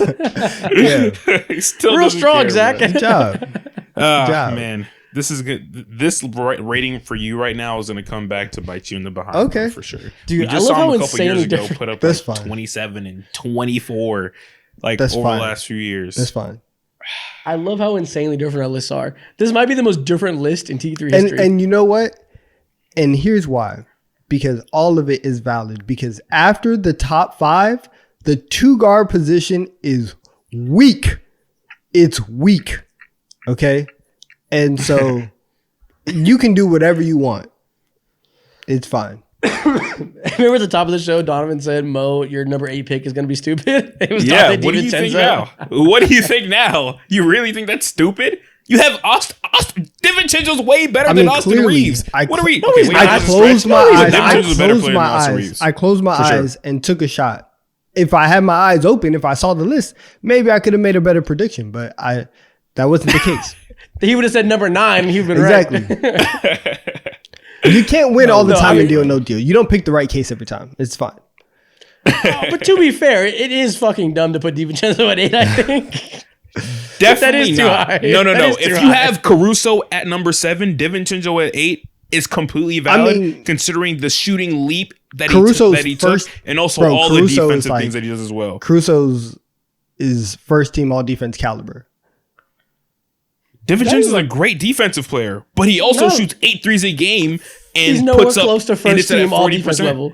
That defensive gap is not something we can brush off and be like, oh, he's good too. That is a massive defensive But gap. you also can brush off the throwing up 8 threes a game while hitting 40% of them. You can't brush that off either, bro. That's literally something that 10 players in the NBA today were able to do. I Can't love brush that off. DiVincenzo too. I love him I'm not too. going to argue with this. I love him too. I'm not but going to argue with you over the big ragu being hot. So like we can move on. Like, we can move on. he's special, man. I'll say the arguments of players I actually think are bad. I like Dante. You Yeah. can have it. Yeah, exactly, bro. Dante at 8 is very valid. Okay, whatever. Let's look at the top 5. We all All right. have the same exact top 5. Oh, Anthony wow. Edwards number 1, Devin Booker number 2, Donovan Mitchell number 3, Jaylen Brown number 4. Who honestly we added to this list last second so we can make it a little bit better. We were gonna put him at small forward, and then Desmond Bain number 5. that's interesting. I Shout out thought to Desmond Bain. exactly for real. Shout out to Desmond Bain. Isaac, I thought you were going to put Booker at 1. That's interesting. See, okay, let's talk about this. I think there is no harder debate in the NBA right now among rankings than Edwards, Booker, Mitchell. The fact that we all agreed is crazy as fuck to me because they're essentially all 1A, 1B, and 1C. I think I've never seen a top 3 position so evenly matched. It's like Joel Embiid and Jokic if Joel Embiid could actually win the playoffs, if he actually had a title or something. And you could be like, listen, him and Jokic are going bad for bad, and MVP for MVP. They're so close. If Joel Embiid wasn't a folder, that's how close this is. These guys are on the exact same level to me. D. Mitch is the best offensive player with the ball in his hands. Booker is the best versatile offensive player that can be off ball and on ball while being a solid defender. And then Edwards is by far the best defender. Like they all have their notches, but they're like all 95 overalls. Yeah, man. It's tough. And then I think that like you're right. They are all 95s. And the one thing that if you go 1, 2, 3 that separates them is just or.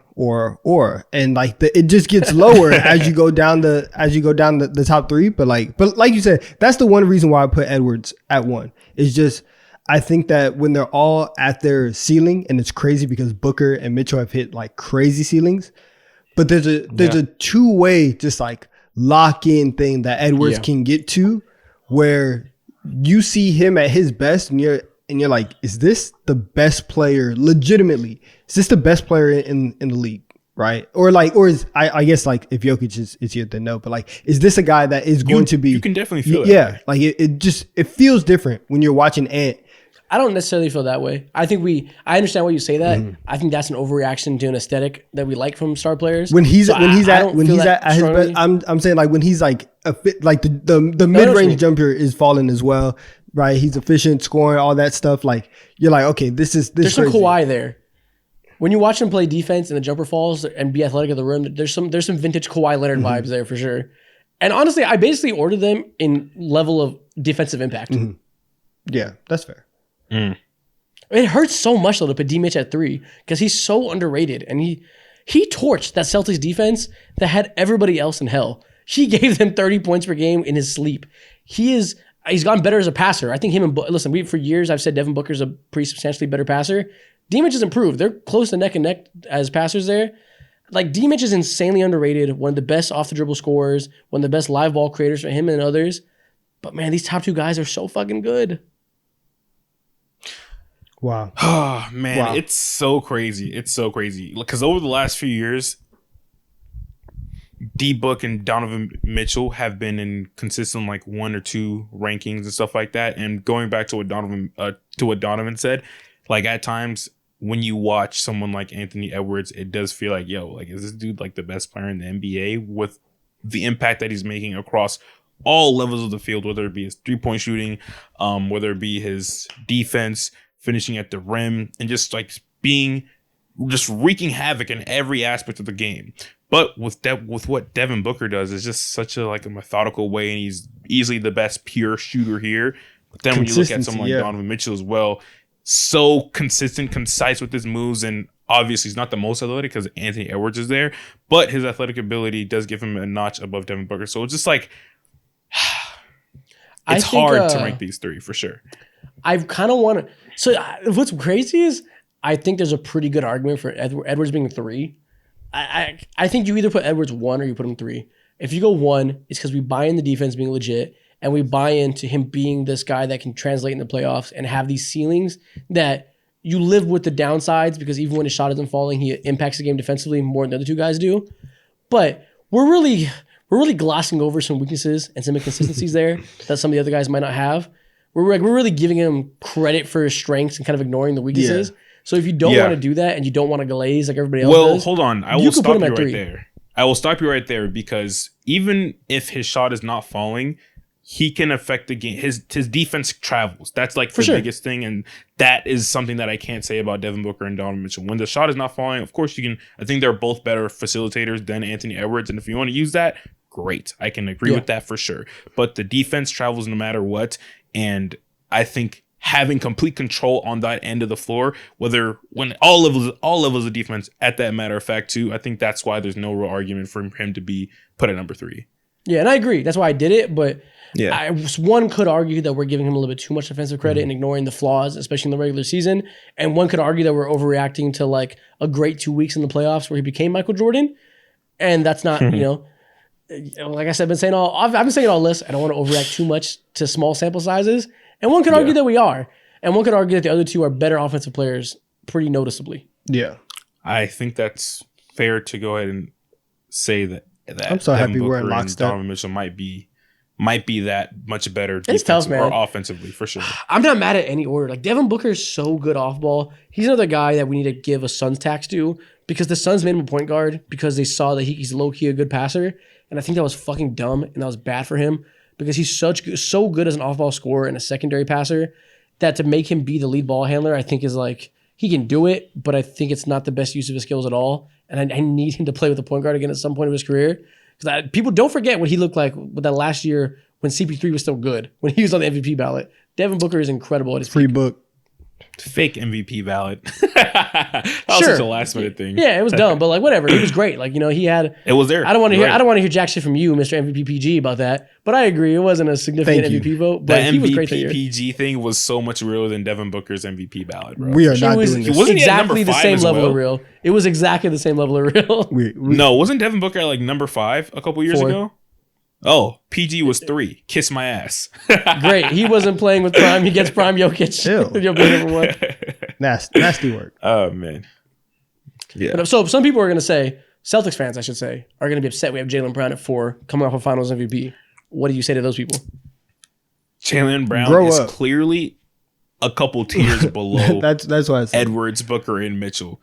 Jaylen Brown's a great player, one of the best slashers in the entire NBA, for sure.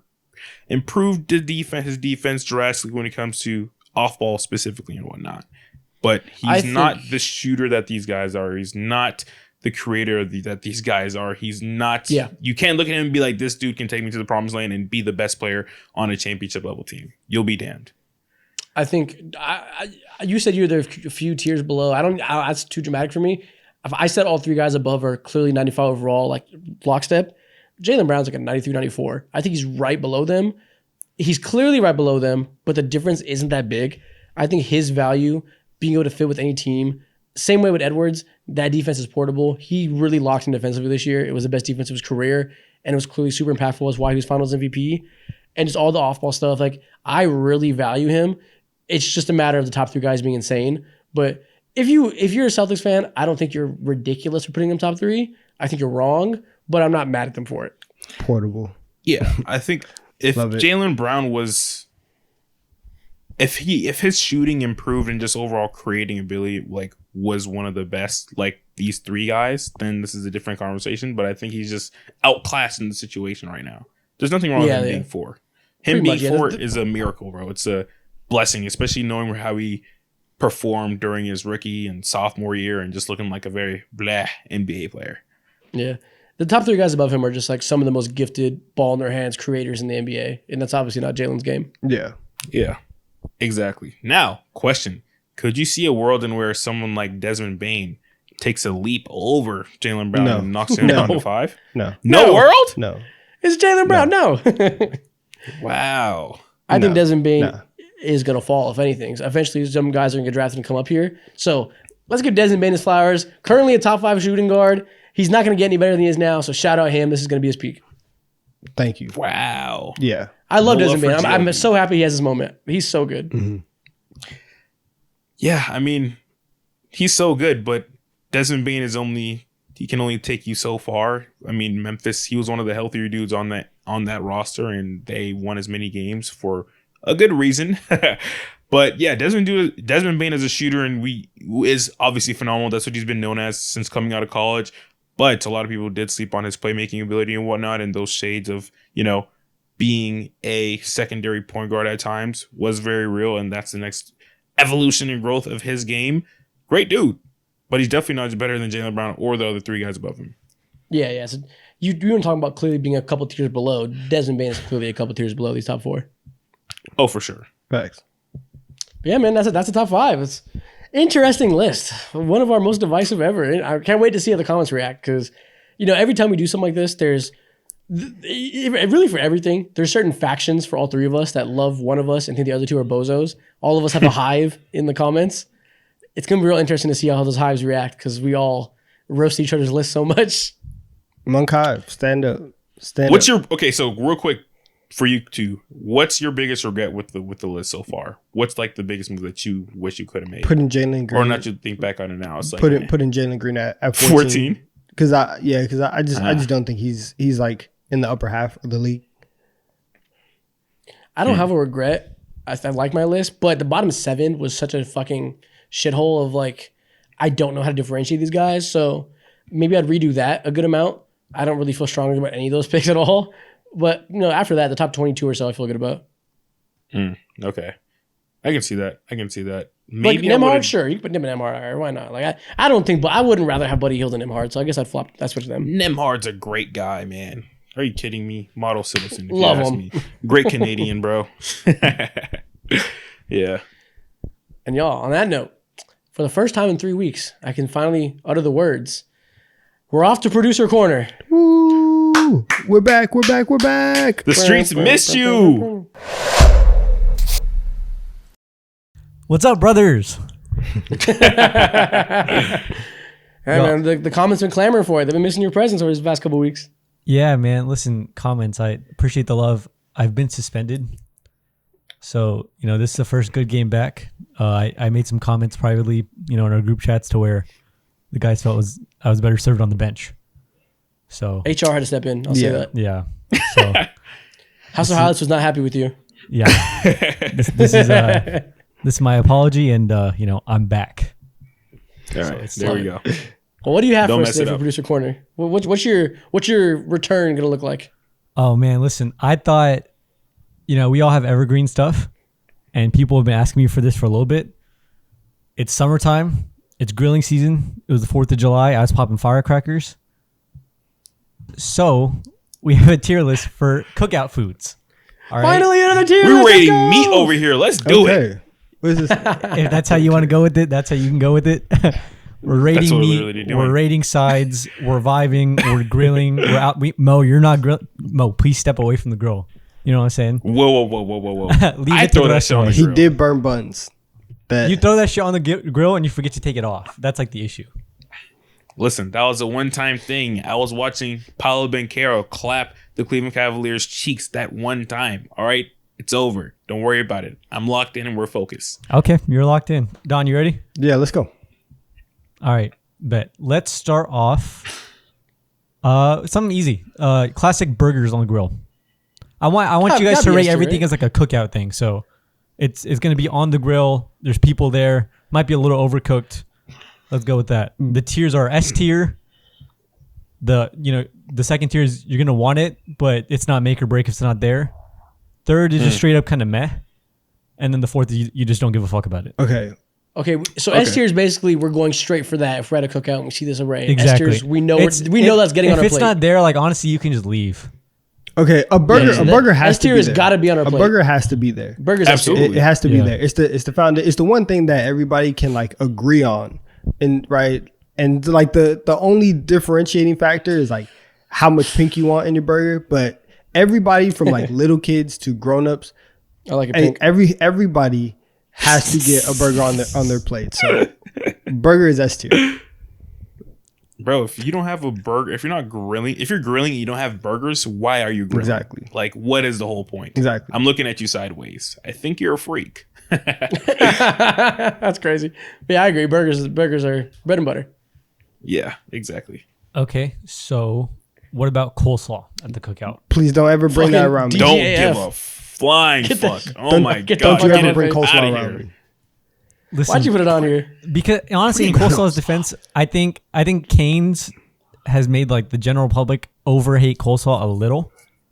Like everyone's like, oh, no coleslaw, extra toast. You know what I'm saying? It's not that Yeah. bad. All right, it's a good palate cleanser. No. Okay, so yeah, it's what's not. it for? Like, I don't like mayonnaise, so I would never eat coleslaw. What's the argument for? Like, what's the purpose of coleslaw on a plate? If you so like you I'm not a can't coleslaw eater. I can't if you answer. eat coleslaw like on its own, you're nasty. But like it should be the only way that I've ever like been kind of okay with it. If you put it on like a chicken sandwich or something. Like I've had some chicken sandwiches where they've had coleslaw on it, and it's not terrible. But if you have a traditional coleslaw, most of the time, pack that up, throw that away when I doing that. Yeah, if we're being real, it's because cabbage is cheap and like protein is expensive. Mm-hmm. So you're just trying to feed more people with like less money, basically. Because like if it wasn't there, you know, keep it. Fucking cabbage, keep it. I don't need that. Throw Alright. that shit in the trash. I'm interested to see where you guys put this one. Steaks at a cookout. Steaks at a cookout. What kind of high class cookout are we going to? I want it, not make or break, right? If it's Yeah, Yeah. if it's that like if it's that kind of steak, right? If it's more of like a small family type of thing, because I'm not making steaks for 25 people. I'm not doing that, right? Yeah, that's what I'm saying. We're just not. You get Y'all don't you have get any Guys, love full. in Jeff your Bezos if you're making that. Exactly. Holy shit. These are some wealthy cookouts. Yeah, if we This is a demographic I'm not if used we to. can, Listen, for it'd y'all, be cool. just because it's all talk, I'm throwing straight, Wagyu ribeyes on the grill. Just for y'all. And just because it's all talk. Don't go into depth, please, for that. All right. I'll appreciate it. I'll enjoy Yeah. it, but I'll be worrying about you Yeah, in the back of my head. don't do that. $300 of steaks at a cookout? No, thank you. Yeah, I'm okay. I'm good. Man. But yeah, that's firmly second tier. Honestly, I most of the time, if I'm at a cookout, I Yeah, don't that's really what I'm want saying, steak. right? Yeah. I don't really want steak. It's low key meh for me. Like I like steak, it's cool, but like I want a burger, I want a hot dog, I want some chicken. I don't want that's Steak so is like official. that takes so much work to go ahead and eat around. Like when it's a burger, you're just chomping at the motherfucker. Hot dog, same shit. But a steak, you need a knife, you need a fork, you need to chow down, and you have to be strategic with how you eat it. There's no strategy when it comes to eating hot dogs. They have hot dog competitions. No strategy to eating hamburgers, hamburger competitions. I've never seen anyone really take their time or really like go ahead and casually eat steak. That's so crazy to me. I don't want classiness at my Yeah. cookout. No, Like I agree with Yeah. y'all. I think cookout steak is actually meh for me. And Isaac, Put it in listen, meh, I agree. yeah. No, listen, if instead of steak, if I said carne, I know Isaac would have put that S tier. okay, that's different. we're bringing carne asada here. Carne asada is S tier easily. Easily. Yeah, no, I just had to give you a. You already Loki, know. I'm not gonna lie. That's the best. That's Loki the best cookout food, and I don't think it's that hard to You pick. probably want it in taco form too. No, I really, Naturally. I really hate Nikhil. All right, so making fun of Isaac, that's Once, over with. listen, the racism wins because he's right. Carne asada, No, easily it's S. great. Like, it's It's not even great. close. Nikhil's just stupid. And let's keep it going. Let's keep it going. Watermelon, what's up? What the I ain't fuck? gonna lie, I can't see Donovan on my screen right now. Nikhil and Isaac are on my screen, and Nikhil, you're darker. I almost slurred you for this. This is crazy. Who the hell puts is that watermelon on a grill? Wait, I'm not People gonna lie. do It's that? it's actually decent. Yeah, it kind of caramelizes up a bit. I'm not saying it's bad. anything It's not crazy. bad. Yeah. Oh, Donovan, why did you just back him up? Because You are one of those. No, it's why very would you back summery, him man. up? Like some grilled peaches, some grilled pineapple. Grilled you make like fruit. a nice little fruit salad. that's with what I'm it. saying. Grilled fruit is very underrated. We're just grilling anything. Where you the real meat grill is at? fruit? We're just grilling What just is to grill. Grilled pineapple. point? Listen, grilled They pineapple. don't is love the game, man. They don't understand. You don't push your limits, right? I can tell that you are not a creative griller, and that's fine, right? It's okay. Oh, so now we're. It's I ain't gonna okay. lie. One day we're gonna have a legit cook-off, grill off. You don't want that. You win in this Unlike some situation. second by the way. area off channel. You don't want that. You don't. Also, want we've that. already kind of sampled this at Korean barbecue, and Mo just kind of sat there. Watermelon? Are you serious? No. No. Well, we're just talking about grilling in general. Why you say Oh that? no, I wasn't into. I'm not it. gonna I pass wasn't him into on some grilling water. at that point. Yeah, no, I wasn't. never skip over I it. wasn't. God forbid. No. When I heard that, I'm like, bro, y'all were grilling watermelon in front of me. Where was I at? I was not there at that moment. Put it in But S you- tier. S tier, really? What? What the No, fuck? no. I will say it's mad Water- summary, but watermelon in general needs to be at the event. That's so miscasted. Warm I don't watermelon. care. Do what you want with it. I don't care. no, that okay, bitch it in doesn't there. have to be grilled necessarily. That's what I'm saying. You know, it's just Okay, cookout. put it in tier 2. It's only fair. Okay, All right, let's speed up. We got a lot of foods right. here. Let's for fly sure, through for some sure, of for these. sure. Ribs. Want it? Second tier. Yeah. It's very expensive, so want it, but not make a break. But if you Sure. try it, you can't mess it up.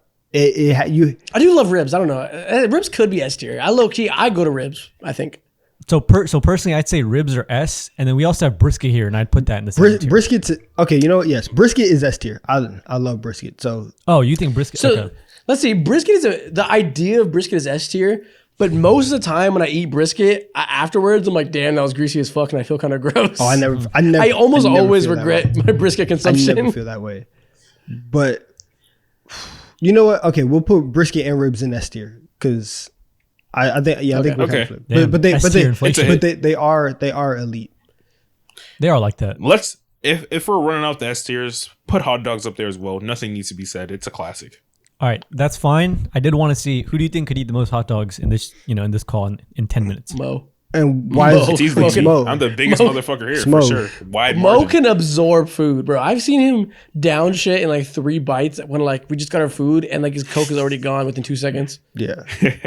I got to pick up my menu. I look at Donovan. I'm like, you want to split this appetizer? I look up and Mo's Coke is already Can I gone. get a refill? Yeah, no, I am definitely the biggest eater out of the three of us. But it's not even I like take you're that the to biggest the eater. You're just the biggest like speed eater. Yeah. Like it's Yeah. not like you eat the most, which maybe you do. I you don't just- know. you but just inhale the speed stuff, in which though. you inhale shit is Yeah. crazy. Yeah. It's a skill that I've been working on for years, and I'm happy to see that it's finally paying off. He said skill issue. We're real gulper. Okay. All right. what I All do. right. Let's I'm go. waiting Let's for go. the moment that What's I'm in a this? foodie eating competition. What's that? That way I can wreck my competition, bro. This guy's What's yapping. next? Where are we going with beans, y'all? Meh. Put that in meh, or I don't give Meh. a fuck. Like who the I hell? don't give a fuck. I don't give a fuck about who the baked hell beans. Y'all is fuck with running baked around. beans, Where though. the beans at? Weird, bro. You're not invited to the cookout. Listen, next Yeah, Isaac, who does that? baked beans are kind of fire. All right, further. Let's go. What's in this? All right, corn. Hey, you're corn. lucky Curry's not on this list.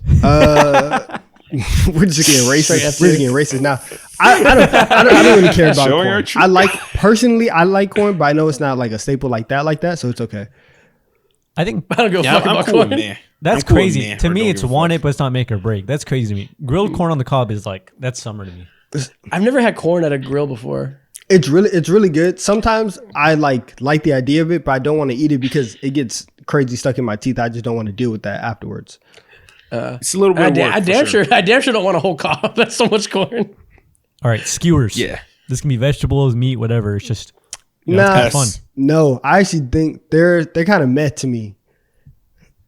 I don't. Skewers can mean anything. I don't know what are we talking They It's about. meh. can. It's meh. I'd say, let's say a mixture of, It's meh. vegetables and meat.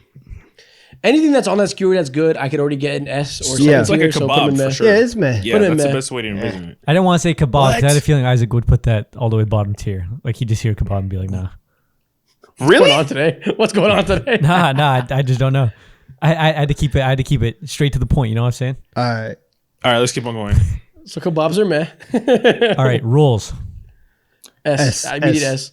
Okay. Yes. All right. I need mac and brow. cheese has to be S, right? S. Que- If it's done correctly, for sure. Question though. Barbecue Second chicken. tier for me. Wait, what's the question? Are you really eating mac and cheese at every single? No, that's second That's tier what I'm for me. saying. It's not Okay.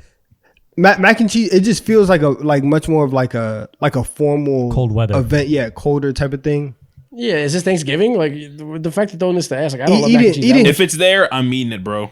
Yeah. But if it's not, like, you're not gonna flip the table over because there's no mac and cheese when it's July. Like, it's I'm not finna flip the table kinda- over it's kinda anything. crazy. Oh my god, kind of crazy. where are your manners at? Are you flipping the tables? table. Are you flipping tables over watermelon, grilled watermelon not being there, Donovan? That's what you're telling me right now. That's a crazy. First of sentence. all, no watermelon. I'm not trying. See, I'm not trying to set third time myself it's happened so exactly. far. I'm not trying to set myself up for that. So what's the next option? What's the next item? Potato salad. I need that. Like Really? like I'd say, massive. man, I dude, don't 'cause, need that. 'cause, bro, at a cookout, it's like warm mayo. You know what I mean? It's not even gonna be like. I damn sure don't need that. I need none I of have that. 2 tubs of potato salad in my fridge right now. I need potato salad at the cookout at all times. It's like a staple for me. You said you have I 2 agree. tubs. Huh? I need it. Well, I need Yeah, it. loves I've been- potato salad. It's a great balance between all that kinda, shit. I've been It's a grilling great kind of balance. frequently, so I need it. I do need the 2 potato tubs salad. is still crazy. Anyways, moving on. Barbecue chicken. S tier, right? S. Or is it second? What? S tier. S tier. Yeah, for sure. S tier. I'd say second. I think it's a notch below I think- hot dogs and burgers. No, But, Nah. you know, no. I think Nah, it's no. notch I above. think like hot dog, burgers, chicken. That is essential, right? Like that. Yeah, like that's you can true. actually put that in a tier Holy above Trinity. brisket and ribs because those 2 items are very expensive. But if you just say like, "Hey, come over, we're putting stuff on the grill," those 3 things have Yeah. to be there. yeah. No, I don't disagree with you. Mm-hmm. All right, baked potatoes. You know, grilled potatoes. I don't really care. I I'm don't fine really with care the second tier. because like I'd say I'm fine with the second second tier. It's because like good. what am I gonna do? I'm just gonna take everything above it and just put it like I'm fine. Okay. I have. It's I have no it's opinion on meh. the matter. It's a meh great for me. size. It's Listen, meh for me. brisket baked potato. You know what I'm saying? It's meh There's for some me. work to be done there. All right, It's some nice we can simple put it. We can carbs put it up there. alongside all those protein. I think I want it, We can put but it it's there, not it's make or fine. break. I'm not flipping. It's whatever. tables. It's whatever. It's whatever. Another TD3 successful tier list. We did it. Look at us. Look at us. And you know what? Now we're off to TikTok time to do another tier list. Yeah.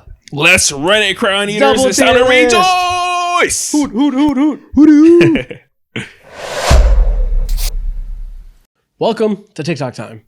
Like I said before the transition, we are here with our second tier list of the episode. God, my voice sounds like fucking JoJo Siwa. But this tier list is going to be a tier list of iconic NBA photos. Wow. So, some different stuff from throughout the course of NBA history. Some of them funny, some of them hard, some of them iconic, shit you'd see on a poster. A wide variety of NBA photos in front of us today. Okay. Let's start. Okay, Let's very, start very this off right.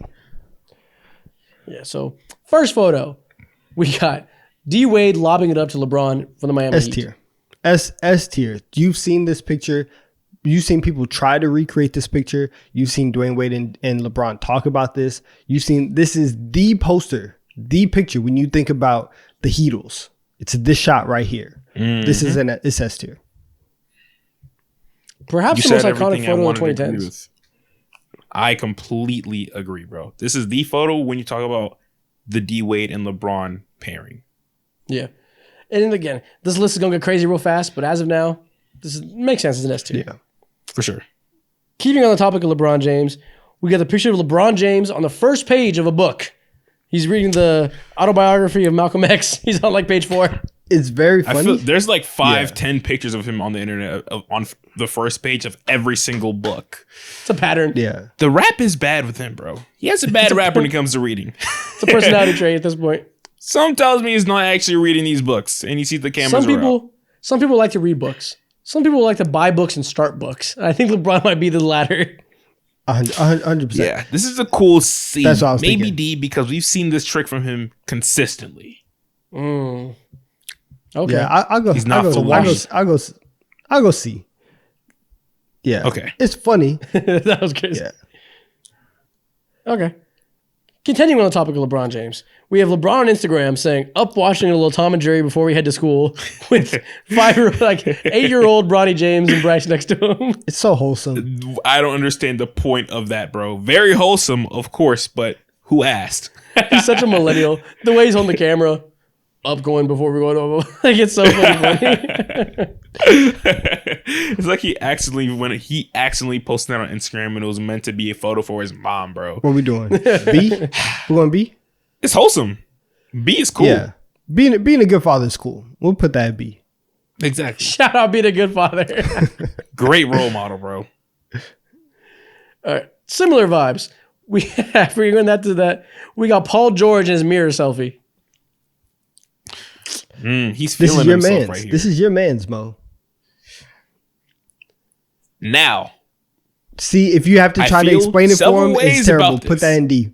Put that in D. You're trying to explain your I way love out how of it. It's not hard. This picture is so 2013. It's so deep fried. All the filters in the world are on it. yeah, it seems like he posted this when he was like 14, 15 years old asking for a rate. Yeah. You remember people used to do those? Yeah. Like for a rate, to be honest. Yeah, to be honest, yes, those right there. You sound so old. You sound so old right now. I just He's turned got that 21. goddamn, Please leave got the me goddamn alone, iPhone. He has that goddamn iPhone 5. His mouth's a little bit open. It's deep fried. This is so You said, 2013. the hoes gonna love this. It's so bad. Meanwhile, he's at the end of his rookie contract. He's been in the NBA for years. Why is he taking pictures like this still? That's funny. Big Tatum vibes. All right, next up. Next up, we got Reggie Miller and his choke photo. S. Put this in S. So insulting, bro. Donovan, as a Knicks fan.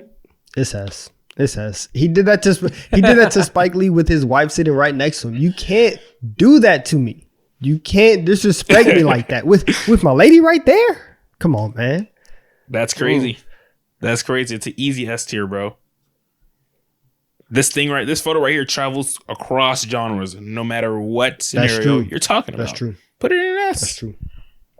There's never been a photo that greater represents choking.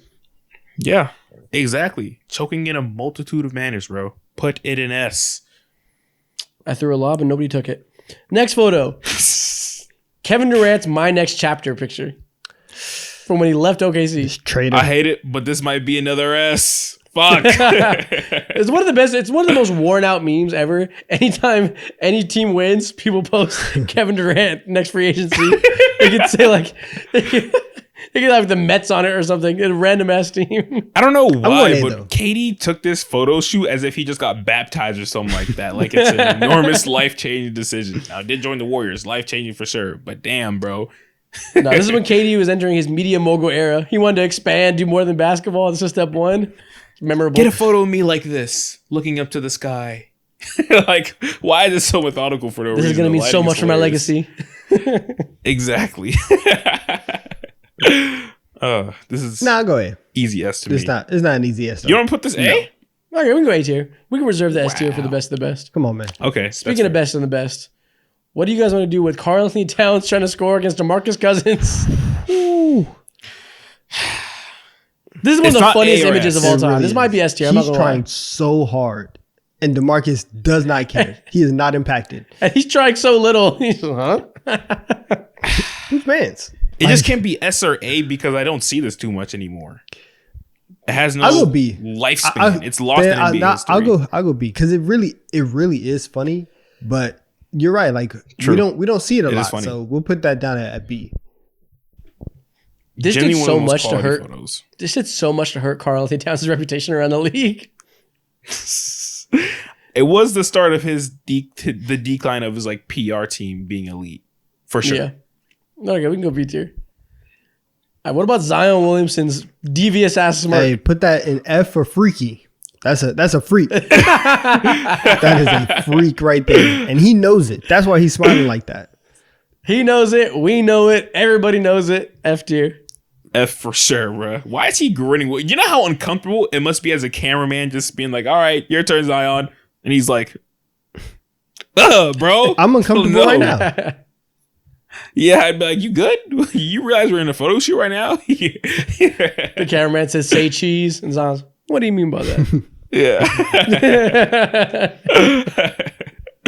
Yeah. All right, we got back to LeBron James. LeBron be mad at J.R. Smith putting his hands up. we've S tier. We've rated this as an S tier meme. We're lockstep. It's an S tier photo. You've never seen. I don't think LeBron has been mad at his kids. The level that he was mad at J.R. Smith. This is crazy. Just how disgusted he was with J.R. Smith. The raw display of human emotion is insane. He saw his legacy flash before his eyes. Here goes LeBron playing arguably his greatest game ever. Scored 51 points on the prime Golden State Warriors. And nobody's going to care about it the way that they should because J.R. Smith was out here smoking reefer before the game. Such a shame. LeBron don't know. Such a shame. Yeah. He don't know if he should be mad. He don't know if he should be upset. He don't know if he should be confused. So he's all three of those things in one photo. S tier? S tier it is. Wow. All right, where do we go with the iconic, because of Twitter, the iconic photo of Celtic Shaq? This is a very like In the same So way, good. It's in so the same good. way that Reggie Miller is the perfect picture for choking, this is the perfect picture for being washed. Yeah. it is, but Put it this doesn't. in A tier. Yeah, it doesn't span across. I was gonna say B tier. It doesn't span across. Like, it's a very Twitter joke. If you just see a picture of Celtic Shaq, you have to really, really be online. But if you're outside touching grass, you just say, "Hey, this is just old man Shaq." So I'm going B. I almost sent this to Isaac bro, because he's over here catching COVID in like 2024. Like, that's ridiculous. He is. What type of timing is he on? Let's put this in. I would put this in S personally. It means so much to me. You, means so you much can have it. You can have it. Yes. If it means so much to you, by all means, you can put it wherever you want. It doesn't mean shit to me. S tier it is. Where do you want to go with the Banana Boat Boys? Put that in A. Put that in A. A? Hey, Really? It's not the best of the best. We really have to start being more. We have to show some more discernment with these pictures. A tier is right there. It's a great picture, right? It's very funny, but let's just a notch below. Mo wants to put everything in S. Exactly. This right here is what I wouldn't put in S though. I would definitely put He's that just in going my off B of 'cause I feel like memories. it's been dragged out. Facts. But this wasn't like, I just didn't like the whole banana boat crew thing going on. You at ever all. been on Like, a it banana was boat? A little bit dragged out to me. No, Exactly. You don't get it. But it's okay. even if I was It's on okay. a banana but yeah, boat, but yeah, what's we'll put funny that. We'll about put it? that. I'm just having a good time with my guys. What's so funny about it? Just guys being guys, dudes being dudes. Exactly. Banana Boat goes in C. Let's keep moving. Y'all saying nothing. See, but saying everything. We got Yeah. See. What's Kobe next? Bryant after winning the championship. It should. S. It should We don't have be. to talk It about should it. be S. S. People are trying to ruin it though. People are Don't definitely let flooding out the people memory of this. Everybody wants to recreate it. You are not Kobe, Kyle The ore Kuzma, is you off the started a charts. terrible trend that I would never forgive you for. and it's Kyle Kuzma. Like you weren't. Come on, Oh man. my gosh. Hey, I'm going to. At least Jason give it Tatum S. had the thank God Jason Tatum had the restraint to not quite do Yeah. that. You know he wanted to, but he asked his agents, and they're like, "Nah, bro, you're already in the blender. Can't get any more hate." You know he Yeah. wanted Go to. ahead. A tier it is. What about Wilt Chamberlain scoring 100 and holding the paper Once up? again, we're putting that in F S. for fake.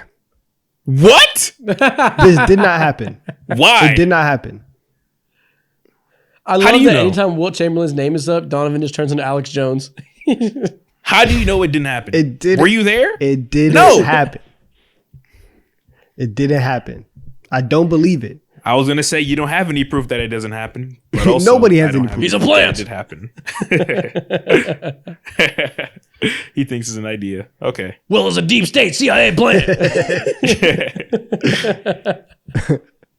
Because you're I'll let sick you because rock. you're Put sick an right F if you now want. because you're sick right now, your voice fits that perfectly.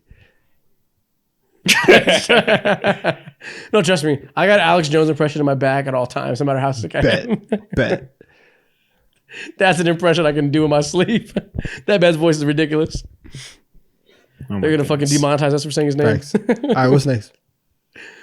We got Draymond Green putting Rudy Gobert in a headlock. This man is dangerous. This man is dangerous.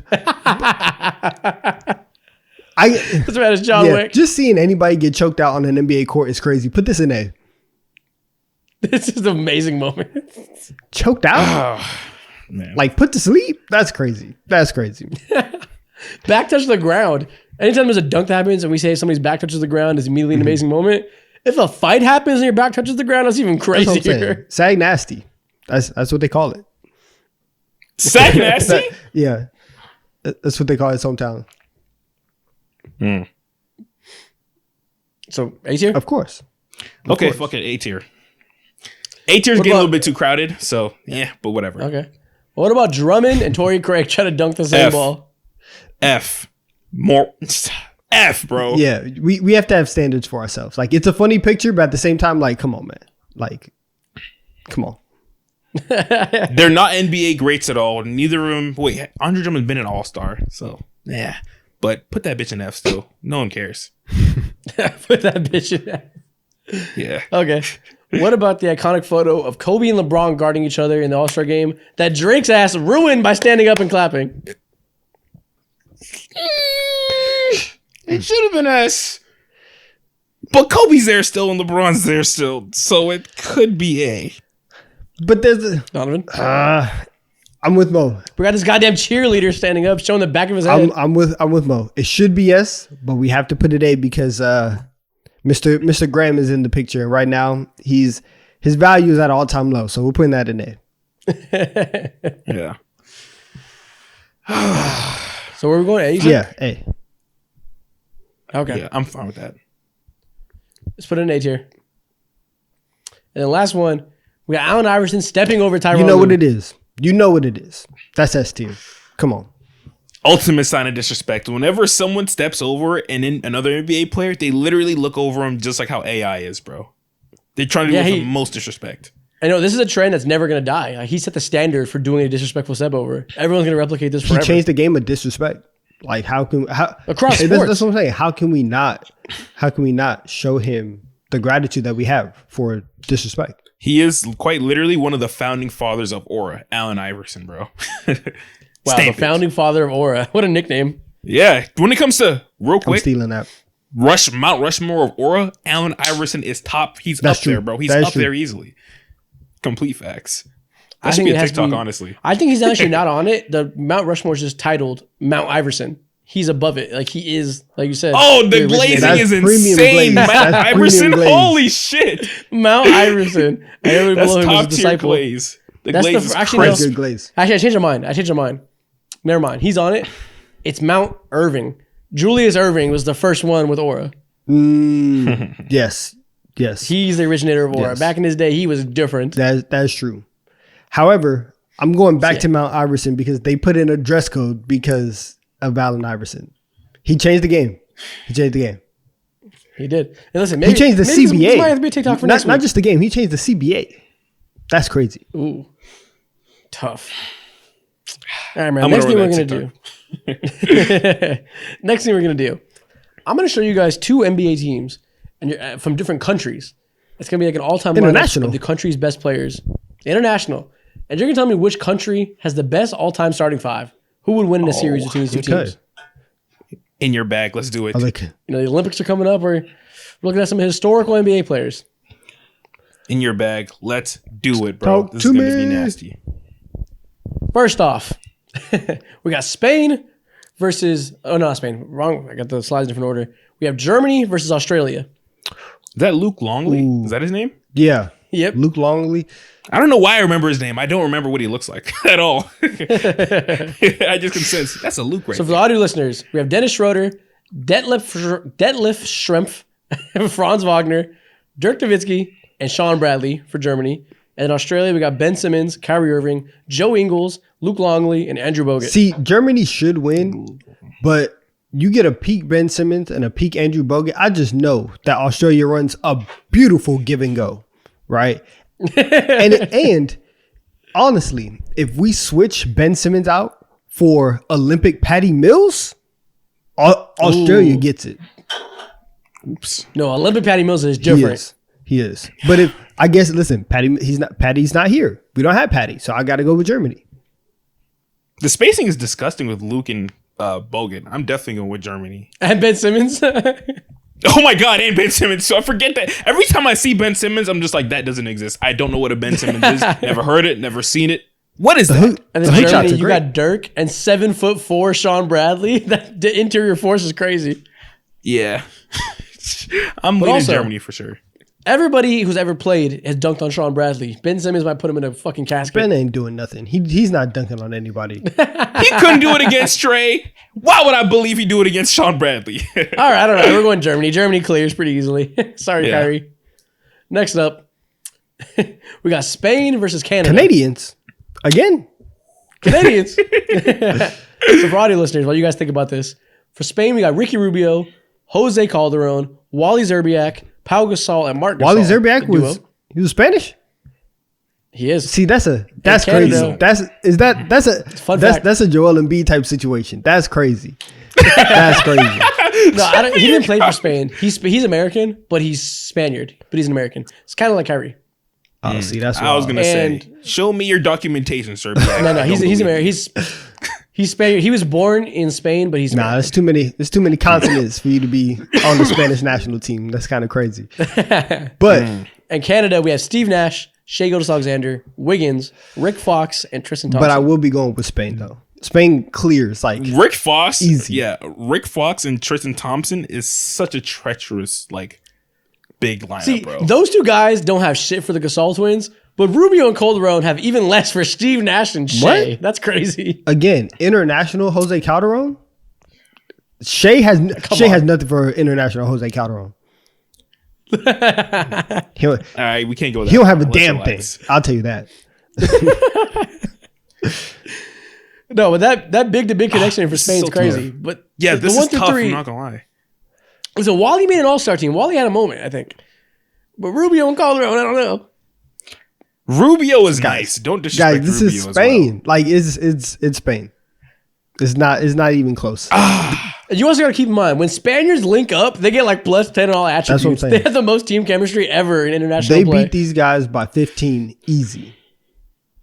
And like it'll defy logic too. It'll be like the least talented team you've ever seen, but they're fucking Spaniards and they're linked up and they're gonna dominate everybody. It's not the US. That's true. Chemistry is Okay. out of this world. I have no decision on this. I'm so tied up, bro. Who's worse? Wiggins, Fox, and Tristan Thompson, or Rubio, Calderon, and Zerbiak? Canada. Canada. Sorry, man. The Spaniards are getting you out of there. We're trusting the Gasol brothers. All right, let's roll. Next one, we have Greece versus Nigeria. And like you guys look at this, think about it. For audio listeners, Monte Morris, Gabe Vincent, Josh Okogie, Al Farouk Aminu, and Hakeem Olajuwon for Nigeria.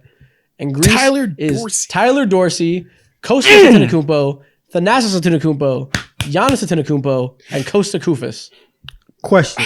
Tyler Dorsey, OG Atlanta Hawk. I remember your game. Oh my God. He's not even a point guard. We just have very few options for the Greek team. He's one-sided as hell. I know his game.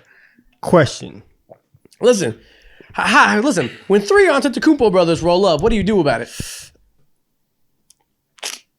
I don't know if Josh Okogie has. I don't know. Wait, was it?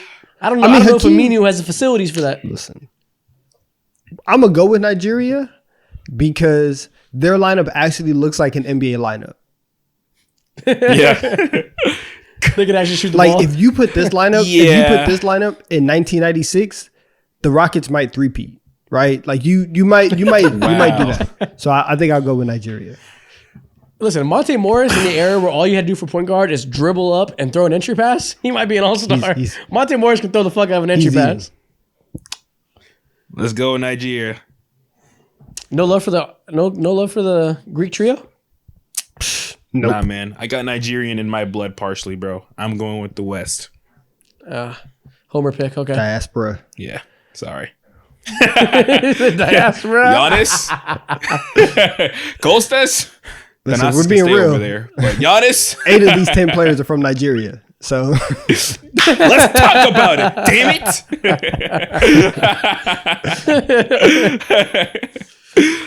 Where's Giannis, Dorsey let's from? go. I don't know. Might be 9. All right. Next I up, don't know.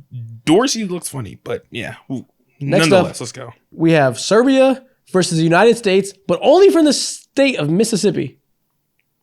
Ooh. So we have, for Serbia, we got Teodosic, Bogdanovic, Stojakovic, Vlade Divac, and Nikola Jokic. And for Mississippi, we got Mo Williams, Monte Ellis, Rodney Hood, Spencer Haywood, and Al Jefferson.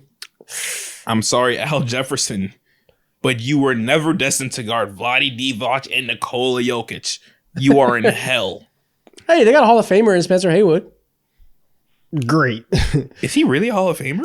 Great. That's the 1970 ABA MVP to you, sir. And in the words of Max Kellerman, who was on crack? Oh, wait, Stephen A. Smith. Oh, no, I messed that up. I messed that up. God. Dang. Wait, are you serious? Nah, he was on crack, though. He was out here. Oh, yeah. He was out here. I actually didn't know that. That is crazy. You didn't watch Winning He was Time? smoking rocks. And crack on MVP? That actually might No, be no, no, no, even it was more impressive. I might. It was post. It was later in the career. Oh, you're a nasty guy for bringing that up. Bringing up his outside off the court life. You're nasty. I'm sorry. It was on crack.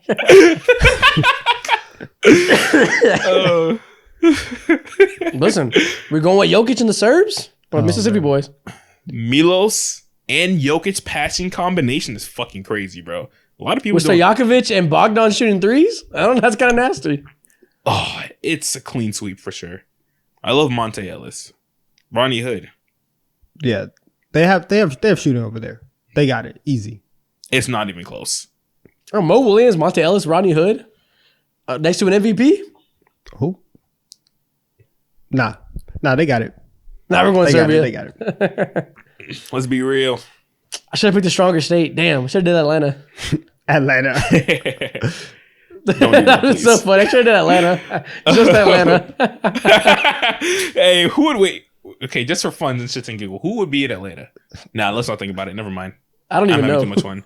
I'm having way too much fun. Atlanta. Right, so that's the end of that. Atlanta. Dwight, Anthony Edwards, Jaylen Brown. Could be Casey. Next thing we're gonna do. All right. We got a blind ranking to do, Mo. I think you have some NBA logos for us to blind rank. Ooh, yes, sirree. Everybody loves their blind rank because we haven't done one in a little bit. But this time we're doing, again, another blind People really ranking. do love these. I know. And I understand why. Another blind ranking, and we are going to blind rank NBA logos. Based off of however you feel about them, you guys are logo fanatics, fiends. You know what a good logo is and what a bad logo is. But let's see if you guys can go ahead and get these logos correct. Okay. Okay. Okay. That's a long lead up. I know. Go ahead.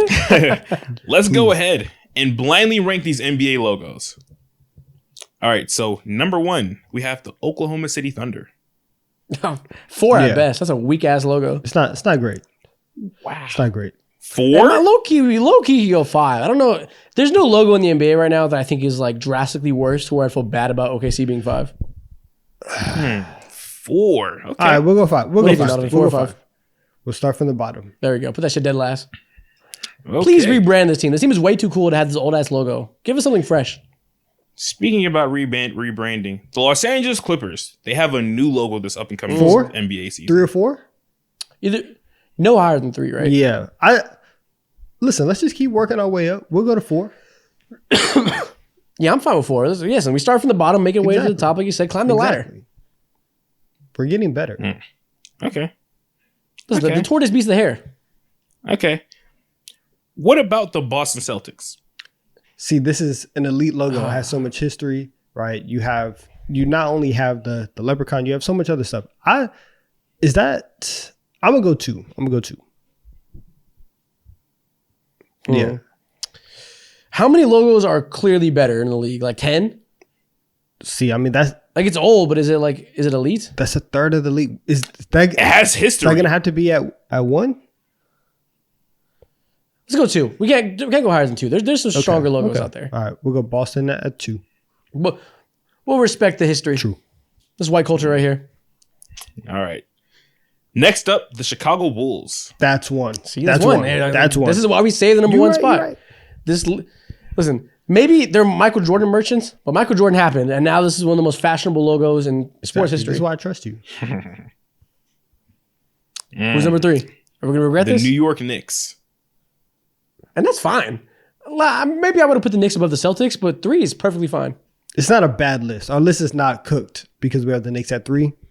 This good job from us. No. Many would say it's a perfect list. Many would. Not gonna lie, I think Many y'all would. actually cooked. Good for. Y'all actually cooked. I mean, listen, Okay. listen, we Good do list. this. Good We job. do this from Good time job. to time. You know. It's kind of. Do you think we're Good like job. when you think about the reach we have on TikTok and Shorts and how we've done with logo videos, do you think that we're the like preeminent logo experts on NBA media? It's. Is that fair I think to it's say? like us and Zach Lowe. Now, Is Zach Lowe into logos? Zach like that? Lowe cares. He cares about logos. He cares about courts. we need Zach Lowe on the podcast. Man. listen. We need the grandfather. Of I this shit in the pod respect Zach sure Lowe one for day. his dedication to the aesthetic game of the NBA. 100%. Yeah. You said we should have Zach Lowe on the show. I think I would be more starstruck potting with Zach Lowe than I would like LeBron. Wow, really? I've been watching Zach Lowe for so long. That would be crazy to do a podcast with Zach Lowe. And when we clip this, someone's gonna go ahead and clip this one right here. And when that happens, Zach, call I us don't know, up. next year, 2-3 years. Call from us now. up. Our people will talk to your people. We're good. It's not impossible to make it happen. Like, it's not crazy. We could one day. It could if we have the reach and the accessibility. Grand Eater, like to go ahead and like the goddamn podcast. Okay, next thing we're going to do. Donovan, I think you had a game you wanted to play about guessing players. Tell me about I it. did. Okay, so listen. So I have, so not necessarily players, but I have 8 NBA related phrases, right? You guys have Okay. 15 words. I'm going to give you as just as little words as possible. We're going to see if we can get you guys to guess these 8 words in 15 words or less. What does that mean? What do you mean we have 15 So words? so all I can say, so like if I was to say like if the word was like Knicks, or yeah, if the word was like Knicks, then I would say like Brunson, and you would have to try and guess Knicks. You see what I'm saying? And so if it takes you one word to get to Knicks, then that's one word. All right, let's get it. I've seen this on TikTok. Never tried it before. I don't know if we'll be good at it, but I'm willing to try. All right, listen. 15 words. I'm great at everything that 15 words. Yeah. 8 clues, whatever.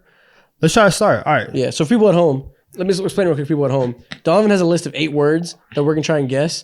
And essentially we have 15 lives. He's going to give a hint, 1 hint per word. We have to guess what it is.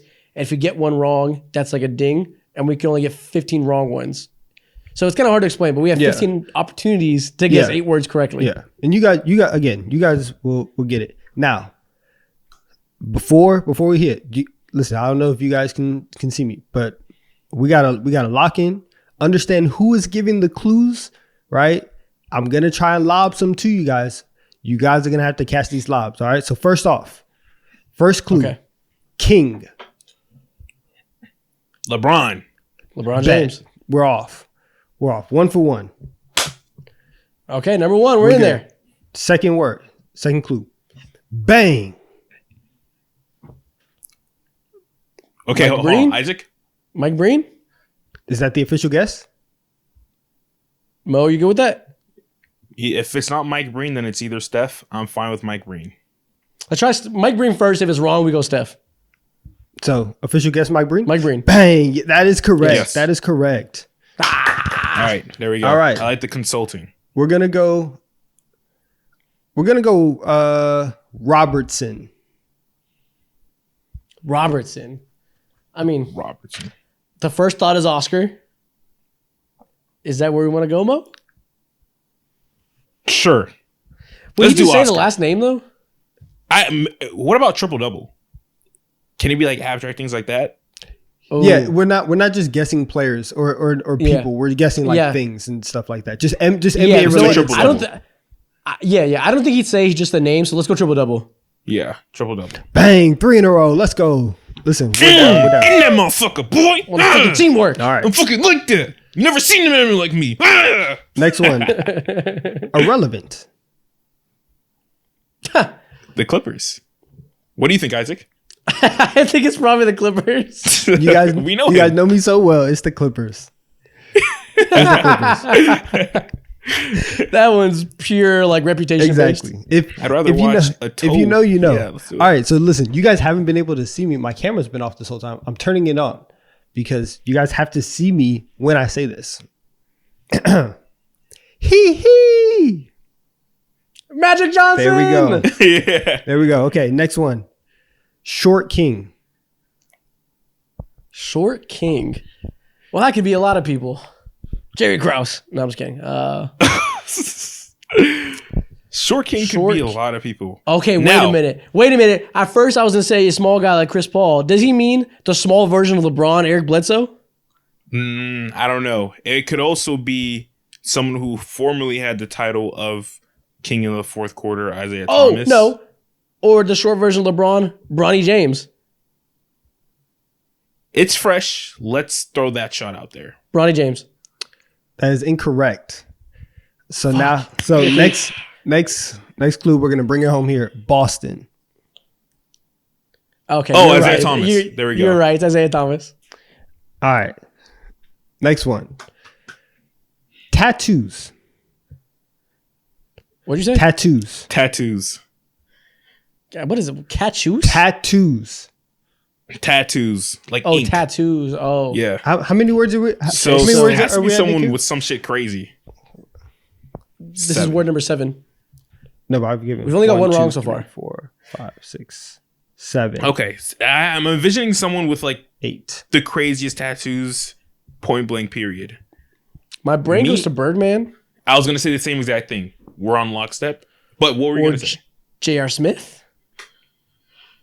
Let's do Birdman. Let's see what Birdman This is Birdman. first. That is incorrect. I'm sorry. Fuck.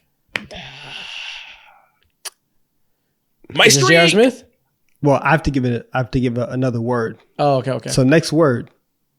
Pipe. Pipe? Let's reel it in. It's J.R. Smith. You're right. Yeah. That's crazy because I know the reference. J.R. Smith it Okay, is. bet. All right, last one. Let's bring it home. We're definitely under 15 words right now, so I'm used to one guess.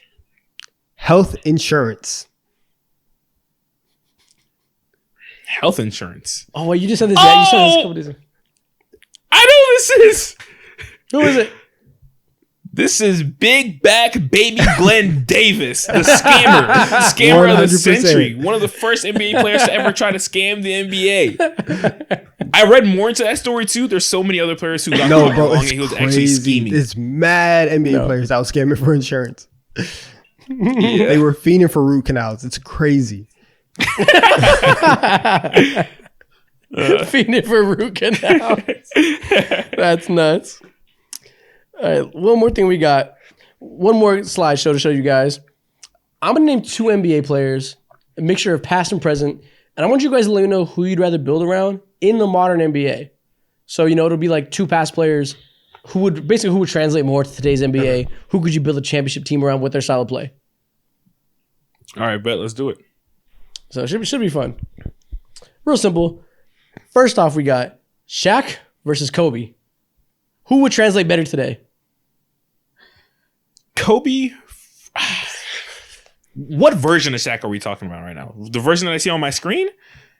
The best version. I think I'm whatever gonna they lean do. Kobe. 2001. I think any I'm a- version. I'm gonna lean Kobe personally. I'm always gonna lean someone in the on the perimeter over someone who's in the paint like that. I'm See, leaning Kobe. I would agree with you, but when you have this like 7'2", 350-pound monster that can run up and down the floor like Shaq can, I think I'm gonna take Shaq.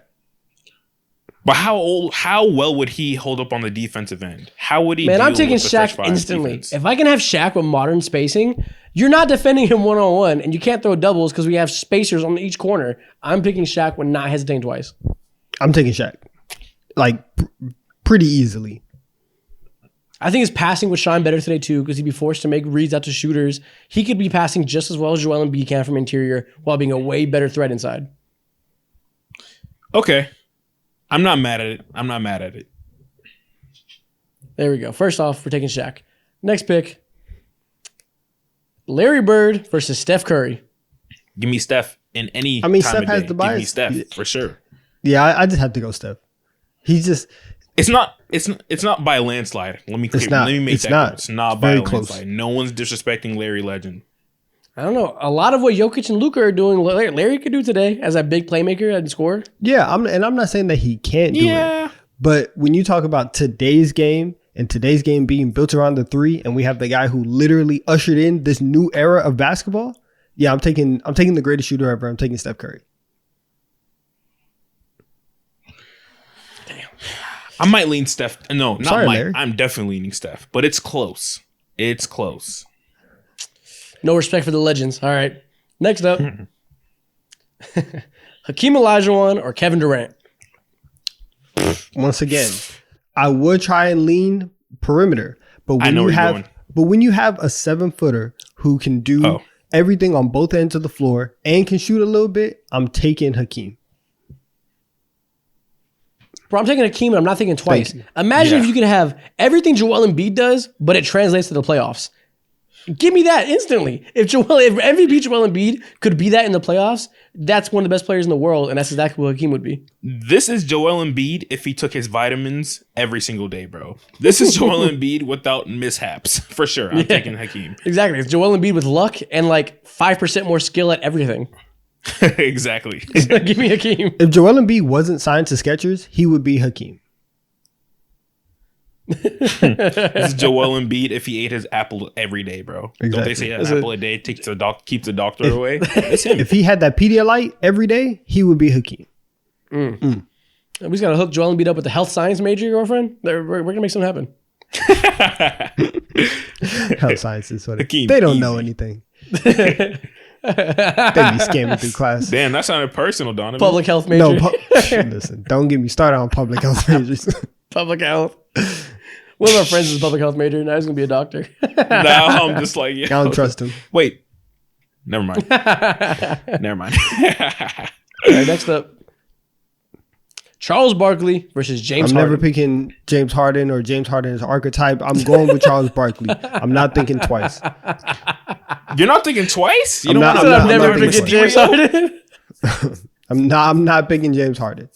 No. I'm taking. Me, on the other hand, I'm picking James Harden. Good. Shout out Charles Barkley. For the modern NBA, give me prime James Harden. That's fairly easy to me.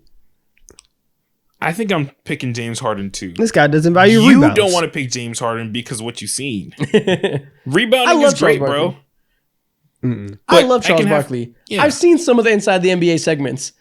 I don't think he's going to be better today than he was in the 90s. I'll tell you that. Nah, you tripping. He would. I agree. He'd be great, agree. but I don't think this era suits him If better we than the can last get one. Charles Barkley some bionic knees right now, he'd prove you and all the other doubters wrong. It's okay. It's okay. I don't know, man. Food now is way more tempting than it was back then in the day. So Listen, we Let's see what talk Zion. about We see what the temptation Zion deals with. That's all I'm saying. exactly. Now there's reachability, bro. Are you kidding me? People can DM you. There's a lot of people who love to show you hot, new popping food spots. He's gonna be put on to Keith Lee type shit. It's tough, bro. 20-year-old Charles Barkley with 30 million followers and $30 million a year? Oh my god, bro. Plus he leaves. Nah. It's definitely gonna be James Harden. That food budget is gonna be reasoning. crazy. I love the. I gotta mute myself. He's literally I dying. didn't want to cough into the mic. He's literally dying. Yeah. This is I'm his so food sick. game, y'all. We need 10K It likes is. in this podcast. And we're recording again tomorrow. God. All Blender. right, next up, Kevin Garnett or Luka Doncic. KG is so good, bro. So good. Defense translates. The mid-range shot translates perfectly. But Luka's Luka, bro. I'm sorry. I might have to Donovan? lean Luka. Donovan? Oh, I think he Give me Luca. passed away. Give me Luca. He was moping. I'm actually gonna lean KG. I think offensively KG would have got a lot out of him in this era than he did back then. If you had KG today at the top of a high post offense with spaces around him, attacking the rim, using that dribbling, I think he would just kind of be honest. I hope he would. I hope he would be. But I know what Luca is right now, and This guy's a monster. I seen him do too many dangerous things. I seen him give my favorite team over 70 points. I'm sorry, bro, but I gotta go with Luka. 70's insane. You guys are a disgrace. Yeah, that's embarrassing. This is not about the Hawks, goddamn! It's about Luka. You brought Why are you them- trying you to brought have them at into me it. anytime You made it about the Hawks. You reminded us of your misery, not me. I wasn't don't going to want say me to that, be but happy then in you any said something. circumstance. So I'm going Kevin Garnett. I respect the legacy. Shout out to KG. Next up, Steve Nash or Jason Tatum. This is so funny because these both of these players are hated in their own like light. Yeah, the difference But is I'm- Steve Nash is hated for nonsensical reasons because people love Kobe so much. Give me Steve Nash. I'm not thinking twice. I'm taking Steve Nash. I think if you took Steve Nash, who was already an amazing 3-point shooter, and said, "Hey, shoot more," and you actually gave him the green light to do so on top of his passing, and you can have some other big wing to guard all of his point guards. Yeah, I'm taking Steve Nash. Just imagine everything you don't like about Trae Young and take all that away and only focus on the good stuff. And that's Steve So Nash. disrespectful. It's just all the good parts of Trae Young in one player. Oh my god! Steve Nash is just peak Trae Young. Give me him easily. It's very funny. And just for that, I'm taking Jason Tatum. Swiss Army You don't knife. believe Go that. ahead and be my You point don't guard if believe I need that. him to be. Can go ahead and give me 20 to 30 points any given night. Grab me a rebound. Guard some goddamn fives. Go ahead and give me don't Jason believe that. Tatum. Any situation. You ready, Jones? All right, next up, Magic Johnson or Nikola Jokic. These are the same guys in my opinion. One's just dark and one's just light. That's the only difference. Yeah, they do the I same mean- great things, bro. One's maybe a little We bit could go faster. further down the list, but I mean, we don't have to. The rabbit hole is still deep. That's tough. I'm gonna take Jokic just because Jokic. See, this is tough. Jokic. I don't know how well a non-shooting big like Magic would do. Doesn't it feel weird though to not pick the top 5 player of all time? It does, but his lack of a consistent shot in that era, especially, is really Yeah. concerning. And for someone like Jokic, who's a better shooter, of course, like he can get away with being. I'm sorry. finicky No, shooter. Isaac, you're right. What am I doing? We're taking Magic Johnson. Like we're taking the top 5 player of all time. But we'd have to assume that in this era he shoots better. Whereas with Jokic, we don't got to assume shit. We just know he's the best player in the world. Well, with all the old players, we're assuming to a certain degree. So yeah, I'm gonna assume on Magic's side, we're fine with that. Yeah, but if that shot doesn't come around, then that really handicaps your offense and also his playmaking Handicaps. ability within itself too. I feel like if his shooting does come around, then you get what Jokic already is. It's not like Magic is locking down defensively. Jokic is a better scorer than Magic. The passing's better than Jokic, but it's not like it's bigger of a gap than the other stuff. So you're not a fan of the Magic Man? I think I'm going to lean Jokic. We're going Jokic. I would be a Magic would be man, amazing Jay. today, though. I think Magic would eat today. I would love to see that. Yeah, Even this is more just a bad spacing? matchup for Magic. But can he shoot though? Dude, I can't do the hee-hee thing because my voice is lost. I can't do high-pitched noises. I try to do it just Try I it. don't know I if just y'all can heard hear it. it. Try it again. Go low octave. Go an octave low. Hee-hee. Your voice is just so inconsistent. Oh my! That's pretty good. Gotta go the other way. That was scarring. Not good. Don't ever do that. That's again. pretty good. Pretty good. Pretty good. All right, next one. We got Giannis versus Dwayne Wade. They'll never make me hate Dwayne Wade. Give me Dwayne. Give me Dwayne. This is hard. This is a great matchup. give This me is Dwayne. hard, dude. Dude, if D Wade was born 6 years later and got to really experience modern spacing, it would have been nuts. 6 years later. Is he just Anthony Edwards without a 3-pointer? Man, John Morant does just fine without a 3. I think Dwayne Wade would eat. If Dwayne Wade was 6 years younger and had slightly better knees, oh my goodness.